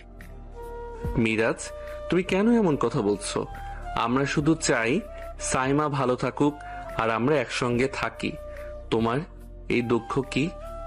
তোমরা ভাবছো এটা শুধু ভালোবাসার গল্প? না, এটা যুদ্ধ। আর আমি তোমাকে হারানোর জন্য সবকিছু করব। সেই দিন থেকে মিরাজ ছড়াতে থাকে অফিসে গুজব, মিথ্যে কথা, সন্দেহ আর বিভ্রান্তি। সে চায় তাদের ভালোবাসার বন্ধন ভাঙিয়ে দিতে। মিরাজ, তুমি এসব গুজব বন্ধ করো। তুমি আমাদের ভালোবাসাকে নষ্ট করতে পারবে না। তুমি ভাবো এটা শেষ? আমি তো এখন শুরু করলাম। কিন্তু মিরাজের প্রতিহিংসার ষড়যন্ত্র অফিসে ছড়িয়ে পড়ে, কিন্তু সত্যিকারের ভালোবাসা সহজে ভেঙে পড়ার নয়। অনিক আর সাইমা একে অপরকে প্রতি বিশ্বাস আর ভালোবাসার মাধ্যমে এই কঠিন সময় পার করে যাবে। তাদের সামনে এখন কঠিন পরীক্ষার দিন অপেক্ষা করছে, যেখানে ভালোবাসা হবে তাদের সবচেয়ে বড় শক্তি। অনেক প্রতীক্ষার পরে অনিক আর সাইমা বিয়ের তারিখ এগিয়ে আসে। দুই পরিবারের খুশিতে ভরে ওঠে। যেহেতু বিয়ের তারিখ একেবারে সামনে চলে এসেছে, তাই এখনো অনেক কেনাকাটা বাকি। সেই কারণে একদিন সকালে সাইমা অনিকের বাড়িতে যায়। বাড়িতে ঢুকে সে দেখে অনিকের মা রান্নাঘরে ব্যস্ত হয়ে রান্না করছে। সাইমা পিছন থেকে চুপি চুপি গিয়ে অনিকের মাকে আলতো করে জড়িয়ে ধরে। কি করছো আন্টি? কতদিন তোমার হাতে রান্না খাই না, আজ কি রান্না করছো? কিন্তু আজ আমি না খেয়ে যাচ্ছি না। সর এখান থেকে সর, ঢং করতে আসিস না। এতদিন আমার হাতে রান্না মিস করেছে, অথচ একবারও আমার খোঁজ নিতে আসিসনি আমি কেমন আছি। হায় রে, তোর ঝামেলা হয়েছিল আমার বাদরের সাথে, আমার সাথে তো হয়নি। তাহলে তুই আমাকে কেন শাস্তি দিলি? কেন আমার মেয়েকে আমার থেকে দূরে রাখলি? তুই জানিস আমি তোকে কতটা মিস করেছি। কি করব বলো আন্টি? তোমার ছেলে আমাকে অবিশ্বাস করেছিল। শুধু অবিশ্বাসী না, আমার চরিত্র নিয়েও সন্দেহ করেছিল। এটা আমি কিভাবে মেনে নিতাম? যে মানুষ আমাকে এত ভালোবাসে সে কিভাবে সামান্য একটা ফোন কল নিয়ে আমার উপরে সন্দেহ করলো, আমাকে দূরে ঠেলে দিল। এটা আমার পক্ষে সহ্য করা খুব কঠিন ছিল। তখন আমি নিজেও খুব কঠিন সময়ের মধ্য দিয়ে যাচ্ছিলাম। তার উচিত ছিল আমাকে সাপোর্ট করা, পাশে দাঁড়ানো, কিন্তু না, উল্টো আরো সন্দেহ করলো।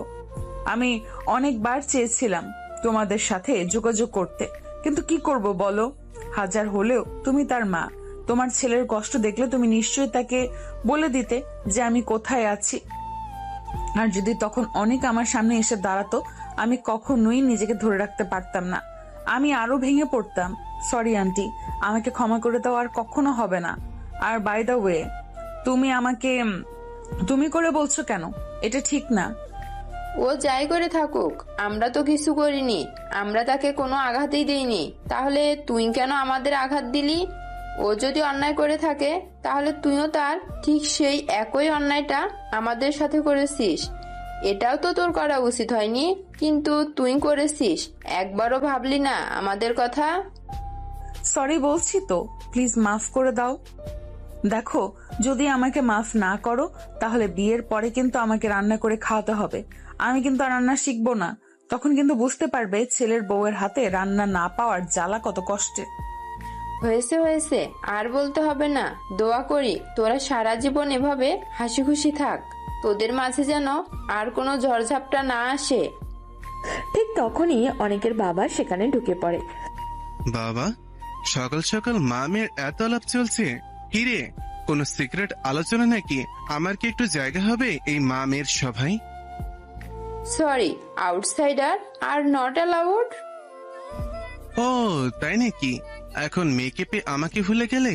আর মেয়েকেও বলিহারি, মেয়েও দেখছি মাকে পেয়ে বাবাকে ভুলে গেছে। যাই হোক, মেয়ের ভুলে থাকার স্বভাবই এতদিনই তো ভুলেই ছিল। আঙ্কেল প্লিজ, আপনিও এমন করছেন কেন? আমি কি কষ্ট পাই না? যদি সত্যি কষ্ট পেতে তাহলে এতদিন আমাদের ছেড়ে এত দূরে থাকতে পারতে না। তুমি জানো তোমাকে খুঁজে বের করতে আমার ছেলের কি অবস্থা হয়েছিল? পুরো পাগল হয়ে গিয়েছিল। তোমাকে খুঁজতে তন্ন তন্ন করে পুরো পৃথিবী ঘুরে বেরিয়েছে। আর শেষে যখন তোমার খোঁজ পেলাম তুমি যে তাকে চাইবে না, এ কথা জেনে আরো পাগলের মতন হয়ে গেল। সে আমাকে নিয়ে এসেছে মানে? বুঝলাম না। তোমার আর অনেকের ঝামেলা যেদিন হয়েছিল সেদিন তুমি রাগ করে কিংবা অভিমান করে যাই বলো আমাদের কাছ থেকে দূরে যখন লুকিয়ে জাপানের টোকিওতে চলে গেলে, তখন তোমার দেবদাস পুরোপুরি ভেঙে পড়েছিল। রাত দিন দরজা বন্ধ করে ঘরে বসে থাকতো, খাওয়া দাওয়া করতো না, এমনকি সুইসাইডও করতে গিয়েছিল। কিন্তু হয়তো কোনো আশায় বা সাহসের অভাবে সেটা করেনি। আমরা তাকে স্বাভাবিক অবস্থায় আনতে পারছিলাম না। পরে অনেক বুঝিয়ে তাকে বললাম যেভাবেই হোক পুরো পৃথিবী ঘুরে হলেও তোমাকে খুঁজে আনতে হবে। তখনই শুরু হলো সাইমাকে খোঁজার অভিযান। দিন যায়, মাস যায়, কিন্তু তোমাকে পাওয়া যায় না। হারিয়ে যাওয়া মানুষকে খুঁজে পাওয়া যায়, কিন্তু যে নিজে থেকে লুকিয়ে থাকে তাকে খুঁজে পাওয়া কত কঠিন সেটা তখনই বুঝলাম। তারপর কয়েক মাস আগে একজন এসে খবর দিল তোকে নাকি টোকিওতে দেখা গেছে। আমার পাগলের পাগলামি আবার শুরু হলো। বারবার আমার কাছে এসে হুশ নাহুশ অবস্থায় কান্নাকাটি করত। বাবা, তাকে ফিরিয়ে আনতে হবে। শেষ পর্যন্ত সে একটা কৌশল বের করে, আর সেই কৌশলেই তোকে ফিরিয়ে আনতে পেরেছি। সাইমার চোখ বিস্ময়ে বড় হয়ে যায়। এতদিন ধরে নিজের মনে যে কাঠিন্য আর অভিমান জমিয়ে রেখেছিল তা যেন মুহূর্তেই নরম হতে থাকে, কিন্তু তবুও তার ভেতরে ঢেউ খেলে যায়। এত বড় ঘটনা সে জানতই না। ঠিক তখনই রান্নাঘরে ঢোকার পথ আটকায় অনেক। দাঁড়িয়ে থাকে চুপচাপ, শান্ত, কিন্তু মুখে অপরাধবোধ ভরা, ক্লান্তি। আর সাইমা ধীরে ধীরে তার দিকে তাকিয়ে থাকা শুরু করে। এইসব কথা আমি চাইনি এত তাড়াতাড়ি জানাতে, কিন্তু আজ শুনে ফেললে। সাইমা, আমি সত্যি তোমাকে হারাতে পারিনি। তোমাকে খুঁজে বের করা আমার জন্য শুধু একটা কাজ ছিল না, এটা ছিল বেঁচে থাকার কারণ। তুমি চলে যাওয়ার পরে আমি সত্যি ভেঙে পড়েছিলাম। সবাই ভাবছিল আমি সামলে নেব, কিন্তু পারিনি। আমি জানতাম তুমি কোথাও লুকিয়ে আছো, কিন্তু তোমাকে খুঁজে পাওয়ার মতো শক্তি আমার ছিল না তখন। তোমাকে হারানোর ভয়টাই আমাকে মেরে ফেলছিল। সাইমা তার দিকে কিছুক্ষণ তাকিয়ে থাকে, তারপর ধীরে ধীরে এগিয়ে আসে। অনেকের মুখের দিকে তাকিয়ে সেও যেন ঠিক বুঝতে পারে না কি বলবে। তাহলে তুমি পুরো পৃথিবী ছেড়ে আমার পেছনে দৌড়াচ্ছিলে। কিন্তু যখন আমার সবচেয়ে দরকার ছিল তোমার বিশ্বাস, তখন তুমি সেটা দিতে পারোনি। আমাকে বিশ্বাস না করার আঘাতটা তুমি বোঝোনি অনি। আমি তখন নিজের জীবন, নিজের পরিবার, নিজের ভবিষ্যৎ সব নিয়ে তোলপাড় হচ্ছিলাম। যে মানুষটা আমার পাশে থাকার কথা, সেই আমাকে ভেঙে দিল। অনেক কয়েক ধাপ এগিয়ে এসে থেমে দাঁড়ায়, তার চোখে জল। হ্যাঁ, তুমি ঠিক, আমি ভুল করেছিলাম। আমি ভেবেছিলাম তোমাকে হারাচ্ছি, এতটাই ভয় পেয়েছিলাম যে তোমাকে ধরে রাখতে গিয়ে তোমাকে আঘাত দিয়ে ফেলেছি। তুমি আমার জীবন ছিলে, আর আমি নিজের ভয়কে সামলাতে না পেরে তোমাকে হারিয়ে ফেলেছি। সাইমা, আমি নিখুঁত নই, কিন্তু তোমাকে ছাড়া আমি অসহ্য যন্ত্রণায় ছিলাম। আমি তোমাকে খুঁজতে বেরিয়েছিলাম শুধু একটা কারণে, তোমাকে ছাড়া আমার কিছুই নেই। রান্নাঘরটা মুহূর্তের মধ্যে নীরব হয়ে যায়, শুধু অনেকের শ্বাস আর সাইমার চোখের কাঁপনি শোনা যাচ্ছে। অনেকের মা আর বাবা দুজনেই নিঃশব্দে তাকিয়ে থাকে, কারণ তারা জানে এই মুহূর্তে শুধু অনেক আর সাইমার। সাইমা ধীরে ধীরে মাথা নিচু করে। তুমি আমাকে খুঁজেছো, আমি মানি, তোমার কষ্টও মানি, কিন্তু অনেক শুধু কষ্ট তোমার ছিল না, আমিও তো আরো ভেঙে বেঁচেছি। আমি তো আরো ভেঙে ভেঙে বেঁচেছি। জীবনের এক এক দিন এক এক ভাবে আমাকে ছিঁড়ে ফেলেছিল। হঠাৎই অনেক এগিয়ে এসে আর অপেক্ষার সহ্য করতে পারে না, তার হাত আলতো করে সাইমার হাতে রাখে। তাই তো তোমাকে ফিরিয়ে এনেছি, এবার আর কোনো ভুল করতে চাই না। আমি আমার সব ভুল ঠিক করতে চাই। তুমি যদি অনুমতি দাও, আমি তোমার পাশে নতুন ভাবে বাঁচতে চাই। সাইমা দীর্ঘক্ষণ চোখ বন্ধ করে রাখে, যেন ভেতরের সমস্ত লড়াই চলে। তারপর চোখ খুলে শান্তভাবে বলে, অনেক, ক্ষমা করা যতটা সহজ, ভুলে যাওয়া তার চেয়েও কঠিন। কিন্তু আমি চেষ্টা করব। এবার তুমি যদি সত্যি সত্যি আমার পাশে থাকো, তবে আমরা আবার শুরু করতে পারি। অনেক শ্বাস ফেলতে ভুলে যায়, যেন পৃথিবীর সবচেয়ে বড় উপহার পেয়েছে ও। আমি প্রতিশ্রুতি দিচ্ছি, আমার জীবনে তোমাকে আর কখনো এক সেকেন্ডের জন্য সন্দেহ করব না। দুজনের চোখে ভাষা জল। অনেকের হাতের উষ্ণতা আর সাইমার মন নরম হয়ে যাওয়া এক অদ্ভুত শান্তি নেমে আসে রান্নাঘরের বাতাসে। ঠিক তখনই অনেকের মা হাত তালি দিয়ে বলে ওঠে, হয়েছে হয়েছে, এত কাদাকাদি বাদ দাও, তোদের বিয়ে, খুশি হওয়া উচিত। এদিকে এসো, এখনই দুজনের জন্য গরম গরম খিচুড়ি বানিয়েছি। সাইমা হেসে ফেলে আর অনেক তার চোখ থেকে জল মোছে। অনেকের বাবা পাশে দাঁড়িয়ে গর্বের হাসি দিয়ে বলে, এখন বুঝলাম আমার ছেলে শুধু বিয়েই করেছে না, তার জীবনটাও ফিরে পাচ্ছে। অনেকের পরিবারের সাথে সাইমার একটি আবেগী কিছু মুহূর্ত অতিবাহিত হবার পরে যখন সাইমা লক্ষ্য করে দেখলেও সবাই আবেগী হয়ে গিয়েছে, তখন পরিস্থিতি পরিবর্তন করার জন্য সাইমা বলে উঠল, আচ্ছা, আমি কি এখানে কান্নাকাটি করার জন্য এসেছি? বুঝলাম না, কি শুরু করেছেন আপনারা? সাইমার কথা শুনে সবাই আজ অবাক হয়ে সাইমার দিকে তাকায়। সাইমা কি বোঝাতে চাইছে সকলের দৃষ্টি লক্ষ্য করে সাইমা যখন সবার দিকে তাকালো, তখন দেখলে সবাই কেমন অদ্ভুত ভাবে তার দিকে তাকিয়ে আছে। এটা দেখে সাইমা বুঝে গেল সে যা বোঝাতে চাচ্ছিল তা কেউই বুঝতে পারেনি। তাই সাইমা আবারও বলে উঠল, প্রথম দিন শ্বশুরবাড়ি আসার পরেই যেভাবে কান্নাকাটি করাচ্ছ তোমরা, বাবা, না জানি বিয়ের পরে আমার কি হবে। এটা নিয়ে এখন আমি ভীষণ চিন্তিত আছি। কোথায় আসলাম, বিয়ের ডেট এগিয়ে আসছে, শপিং করা প্রয়োজন, শপিং করতে যাব জামাই শাশুড়ির সঙ্গে, তা না এখন এসে আমাকে কান্নাকাটি করানো লাগছে। আমি মনে হয় পৃথিবীর প্রথম বউ যে বিয়ের আগে শ্বশুরবাড়িতে এসে কান্নাকাটি করছে। বলে সাইমার কথা শুনে সাইমার কান টেনে অনেকের মা বলল, এই ফাজিল মেয়ে, আমরা তোকে কান্না করাচ্ছি নাকি? তুই এসে আমাদের কান্না করাচ্ছিস? হায় আল্লাহ, না জানি বিয়ের আগে যদি এমন কান্না করায়, বিয়ের পরে কিভাবে কান্না করাবে। দেখে নাও গো, আমাদের মনে হচ্ছে ভবিষ্যতে বৃদ্ধাশ্রমে যেতে হবে। অনেকের মা আবেগবশত কথাটা বলে ফেলেছে। পরে যখন সাইমার মুখের দিকে তাকিয়ে দেখে সাইমা মুখ কালো করে দাঁড়িয়ে আছে, তখন অনেকের মা, বাবা এবং অনেক বুঝতে পারে যে সাইমার মন খারাপ হয়েছে। তাই তারা সাইমার মন ভালো করার জন্য বলে উঠল, এই বাদর, আমার মেয়েটাকে নিয়ে এসে তুই এখানে দাঁড় করিয়ে রাখবি? ওকে তোর ঘরে নিয়ে যা, তাড়াতাড়ি রেডি হয়ে আয়, সবাই একসাথে শপিং করতে যাব। অনেকের বাবার কথা শুনে অনেক সাইমাকে নিয়ে নিজের ঘরের দিকে চলে যায়। পুরো রাস্তা আসার সময় সাইমা মন ভার করে রেখেছিল।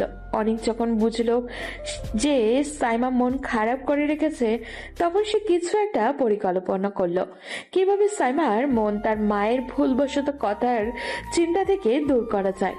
কারণ অনেক খুব ভালো করে জানে তার মা সাইমাকে কষ্ট দেওয়ার জন্য কিছুই বলেনি। তাই সে বুদ্ধি করে আর সাইমাকে নিয়ে যখনই ঘরে প্রবেশ করলো, অমনি ঘরের দরজাটা বন্ধ করে দিল। হঠাৎই দরজা বন্ধের শব্দ শুনে সাইমা পিছনে ঘুরে দেখে অনেক ঘরের দরজা বন্ধ করে দুষ্টু হাসি দিচ্ছে। এটা দেখা মাত্রই সাইমার সন্দেহ হয় এবং সন্দেহে তার ভ্রু কুঁচকে যায়। সাইমা অনেককে ইশারা করে জিজ্ঞাসা করে সে দরজা বন্ধ কেন করলো। তখন অনেক আস্তে আস্তে সাইমার দিকে এগিয়ে আসে, যা দেখে সাইমার সন্দেহ আরো বেড়ে যায়। অনেক বারবার মুচকি মুচকি হাসছে আর সাইমার দিকে এগিয়ে যাচ্ছে। যত একটু করে এগোচ্ছে সাইমা তত এক পা করে পিছোচ্ছে। সাইমা পিছাতে পিছাতে হঠাৎ করে অনেকের বেডের সাথে হোঁচট খেয়ে পড়ে যায়। অনেকে বেডের উপরে উপর হয়ে থাকা সাইমার উপরে হালকা করে চোখে তাকে বলে, খালি আমার থেকে এত পালাই পালাই করো কিসের জন্য? আমি কি বাঘ নাকি ভাল্লুক যে তোমাকে খেয়ে ফেলবো? তাই বলে তুমি বারবার পালিয়ে যাও আমার থেকে? বাঘ ভাল্লুকের থেকেও ভয়ঙ্কর একজন তুমি, এই জন্যই তো তোমার থেকে বারবার পালিয়ে বেড়াই। কথাটি সাইমা বিড়বিড় করে বললেও অনেক বুঝতে পারে সাইমা কি বলছে। তখন সে সাইমার আরো কাছে ঝুঁকে গিয়ে বলে, আমি বাঘ ভাল্লুকের থেকেও ভয়ঙ্কর, তাই না? ঠিক আছে, তোমাকে দেখাচ্ছি আসল মজা। বাঘ ভাল্লুকের থেকেও ভয়ঙ্কর কি হতে পারে। কথাটা বলে অনেক যখনই সাইমার দিকে আরেকটু ঢুকে যায়, অমনি সাইমা ও ওঠার জন্য তড়িঘড়ি করতে গিয়েও সাইমার কপাল অনেকের নাকের সাথে হালকা ধাক্কা খায়, যার জন্য অনেক সামান্য ব্যথা পায়। অনেক ব্যথা পেতে দেখে সাইমা উদ্বিগ হয়ে বলে, এই সরি দেখো প্লিজ, আমি ফলো করিনি যে তোমার এভাবে লেগে যাবে। প্লিজ মাফ করে দাও আমাকে। মাফ করে দিতে পারি একটা শর্তে। তার আগে আমাকে ওষুধ দাও। তোমাকে ওষুধ দেবো মানে? আমি কি ডাক্তার নাকি যে তোমাকে ওষুধ দেবো? সাইমা আর কোনো কথা বলতে পারে না। তার আগেই অনেক নিজের ঠোঁট দিয়ে সাইমার ঠোঁটটা দখল করে নেয়। হঠাৎ আক্রমণে সাইমা কিছুই বুঝে উঠতে পারে না, কিন্তু যখনই বুঝতে পারে তখন সে নিজেকে ছাড়ানোর জন্য ছোটাছুটি করতে থাকে।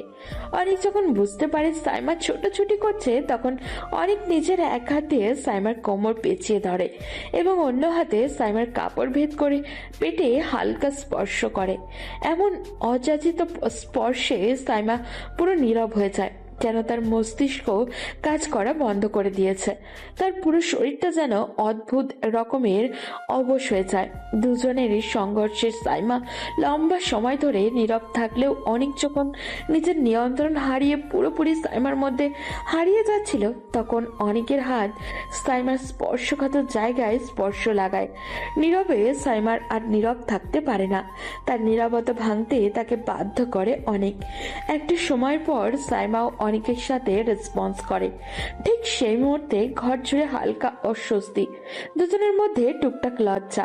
হঠাৎই টক টক করে অনেকের রুমের দরজায় জোরে করা পড়ল। অনেক আর সাইমা দুই দিকে ছিটকে উঠল, যেন কেন ধরা পড়ে না যাবার ভয় শরীর থেকে মাটির দিকে টেনে নিয়ে যাচ্ছিল। দুজনেই দ্রুত নিজেদের পোশাক ঠিকঠাক করছে, নিঃশ্বাস ঠিকও করছে আর চোখের দৃষ্টি স্বাভাবিক করতে ব্যস্ত। ঠিক তখনই অনেক এক নিঃশ্বাসে অদ্ভুত চরম অপ্রত্যাশিত একটা কথা বেলো ফেললো। আচ্ছা জান, শোনো তো, শপিং তো পরে করলেও চলবে, কিন্তু যদি মানে এখনই বিয়ে করে ফেলি, তাহলে কি সেটা খুব অন্যায় হয়ে যাবে? অনেকের কথাটা যেন এক মুহূর্ত ঘরের বাতাসকে থমকে দিল। সাইমার চোখ বড় বড় হয়ে গেল, মুখ হা হয়ে গেল। মনে হচ্ছিল যেন তার মাথার উপরে ছোটখাটো একটা বজ্রপাত নেমে এলো। সে অনেক কষ্টে বলা কথা খুঁজে পেল, শব্দ যেন আটকে যাচ্ছিল তার। কি এখনই বিয়ে? অনেক, তুমি কি পাগল নাকি? শপিং, ড্রেস, জুয়েলারি, সাজসজ্জা কিছুই তো ঠিক করা হয়নি। আর তাছাড়া এইভাবে হঠাৎ করে তুমি কি সিরিয়াসলি বললে? অনেক তার দিকে ধীরে ধীরে এগিয়ে এলো। তার চোখে স্থিরতা, কোনো সন্দেহই নেই, কোনো দোটানাও নেই। তার কণ্ঠে এমন শান্তি যেন সে বহুদিন ধরে এই কথাটাই বলতে চেয়েছিল। সাইমা, আমি খুব পরিষ্কার একটা জিনিস বুঝেছি। ড্রেস পরে হলেও হবে, শপিং পরে হলেও হবে, অনুষ্ঠান বড় হোক ছোট হোক তা নিয়ে আমার এতটা চিন্তা নেই। আমি শুধু একটা জিনিস চাই, তোমাকে তোমাকে আমার পাশে চাই, আজ, এখনই, এই মুহূর্তে। সে সাইমার হাত ধরলো ধীরে যত্ন করে। জীবনটা কখন কি হয়ে যায় কেউ জানে না জান, তাই আমি বিলম্ব করতে চাই না। আমি তোমার সাথে আজীবন কাটাতে চাই। তুমি চাইলে আমি এখনই তোমার বাবা মার কাছে যেতে পারি। তুমি চাইলে আজকেই আমাদের একটা ছোট্ট অনুষ্ঠান করে ফেলি। শুধু বলো তুমি আমার সঙ্গে থাকতে চাও কিনা? সাইমার চোখে হালকা জল এলো। এটা দুঃখের জল নয়, এটা আবেগে ভেসে যাওয়ার, ভালোবাসার উচ্ছ্বাসে ডুবে যাওয়া। নিজের মানুষটাকে তার কতটা চায় সেটা উপলব্ধি করার জল। সে আস্তে করে অনেকের বুকের উপরে মাথা রাখলো। অনেক, তুমি যে এভাবে বলবে আমি ভাবতেই পারিনি। হ্যাঁ, আমি শপিং চাই, সাজসজ্জা চাই, কিন্তু তার চেয়েও বেশি আমি চাই তুমি আমার পাশে থাকো। আমি চাই তোমার হাতটা আমার হাতেই থাকুক আজীবন। তাই হ্যাঁ অনেক, আমি রাজি। আজ হোক কাল হোক, যেদিন তুমি চাও আমি তোমাকে বিয়ে করতে রাজি। অনেক এক ঝটকায় সাইমাকে জড়িয়ে ধরল। তার কণ্ঠে আদম্য খুশি, চোখে উজ্জ্বলতা। সাইমা, তুমি জানো না তুমি আমাকে কত খুশি করে দিলে। তোমার সাথে থাকলে আমার সবকিছু সম্পূর্ণ লাগে। সেই সময়ে আবার টকটক করে দরজায় কড়া পড়ল। দুজনে একটু হাসলো। এবার আর ভয় নয়, লজ্জাও নয়, শুধু খুশির হাসি। অনেক দরজা খুলতে বাইরে অনেকের মা বাবা দাঁড়িয়ে আছে। তারা তাদের মুখে এক অদ্ভুত হাসি। মনে হচ্ছিল তারা অনেকক্ষণ ধরেই সবকিছু জানে। মনে হয় তোমাদের দুজনের কথা একটু শুনে ফেলেছি। যদি সত্যি সত্যি বিয়ে করতে চাও তাহলে বলো, আজই নাকি কাল? সাইমা লজ্জায় মাথা নামিয়ে ফেলে। অনেক তার হাতটা আবারও ধরে বলল, আজই আমাদের গল্পটা নতুন করে শুরু হবে। সবার চোখের হাসি, সবার মুখের আনন্দ, সবার মনে দুশ্চিন্তা নেই, শুধু ভালোবাসা। সেদিন সন্ধ্যায় ছোট্ট করে আয়োজন হলো। সোনার উপর গয়না নয়, বড় সাজসজ্জাও নয়, কিন্তু সাইমা ছিল পৃথিবীর সবচেয়ে সুন্দর কনে, আর অনেক ছিল পৃথিবীর সবচেয়ে সুখী বর। দুজনের হাত এক হলো, একটা নতুন জীবনে শুরু হলো। সব ভুল বোঝাবুঝি, সব ভয়, সব দুঃখ পেছনে ফেলে অনেক আর সাইমা দুজনের হাত ধরে শুরু করলো তাদের আজ জীবনের যাত্রা। যাত্রা যেখানে শেষ নেই, আছে শুধু ভালোবাসা, আস্থার, একে অপরকে হারিয়ে না ফেলার প্রতিজ্ঞা।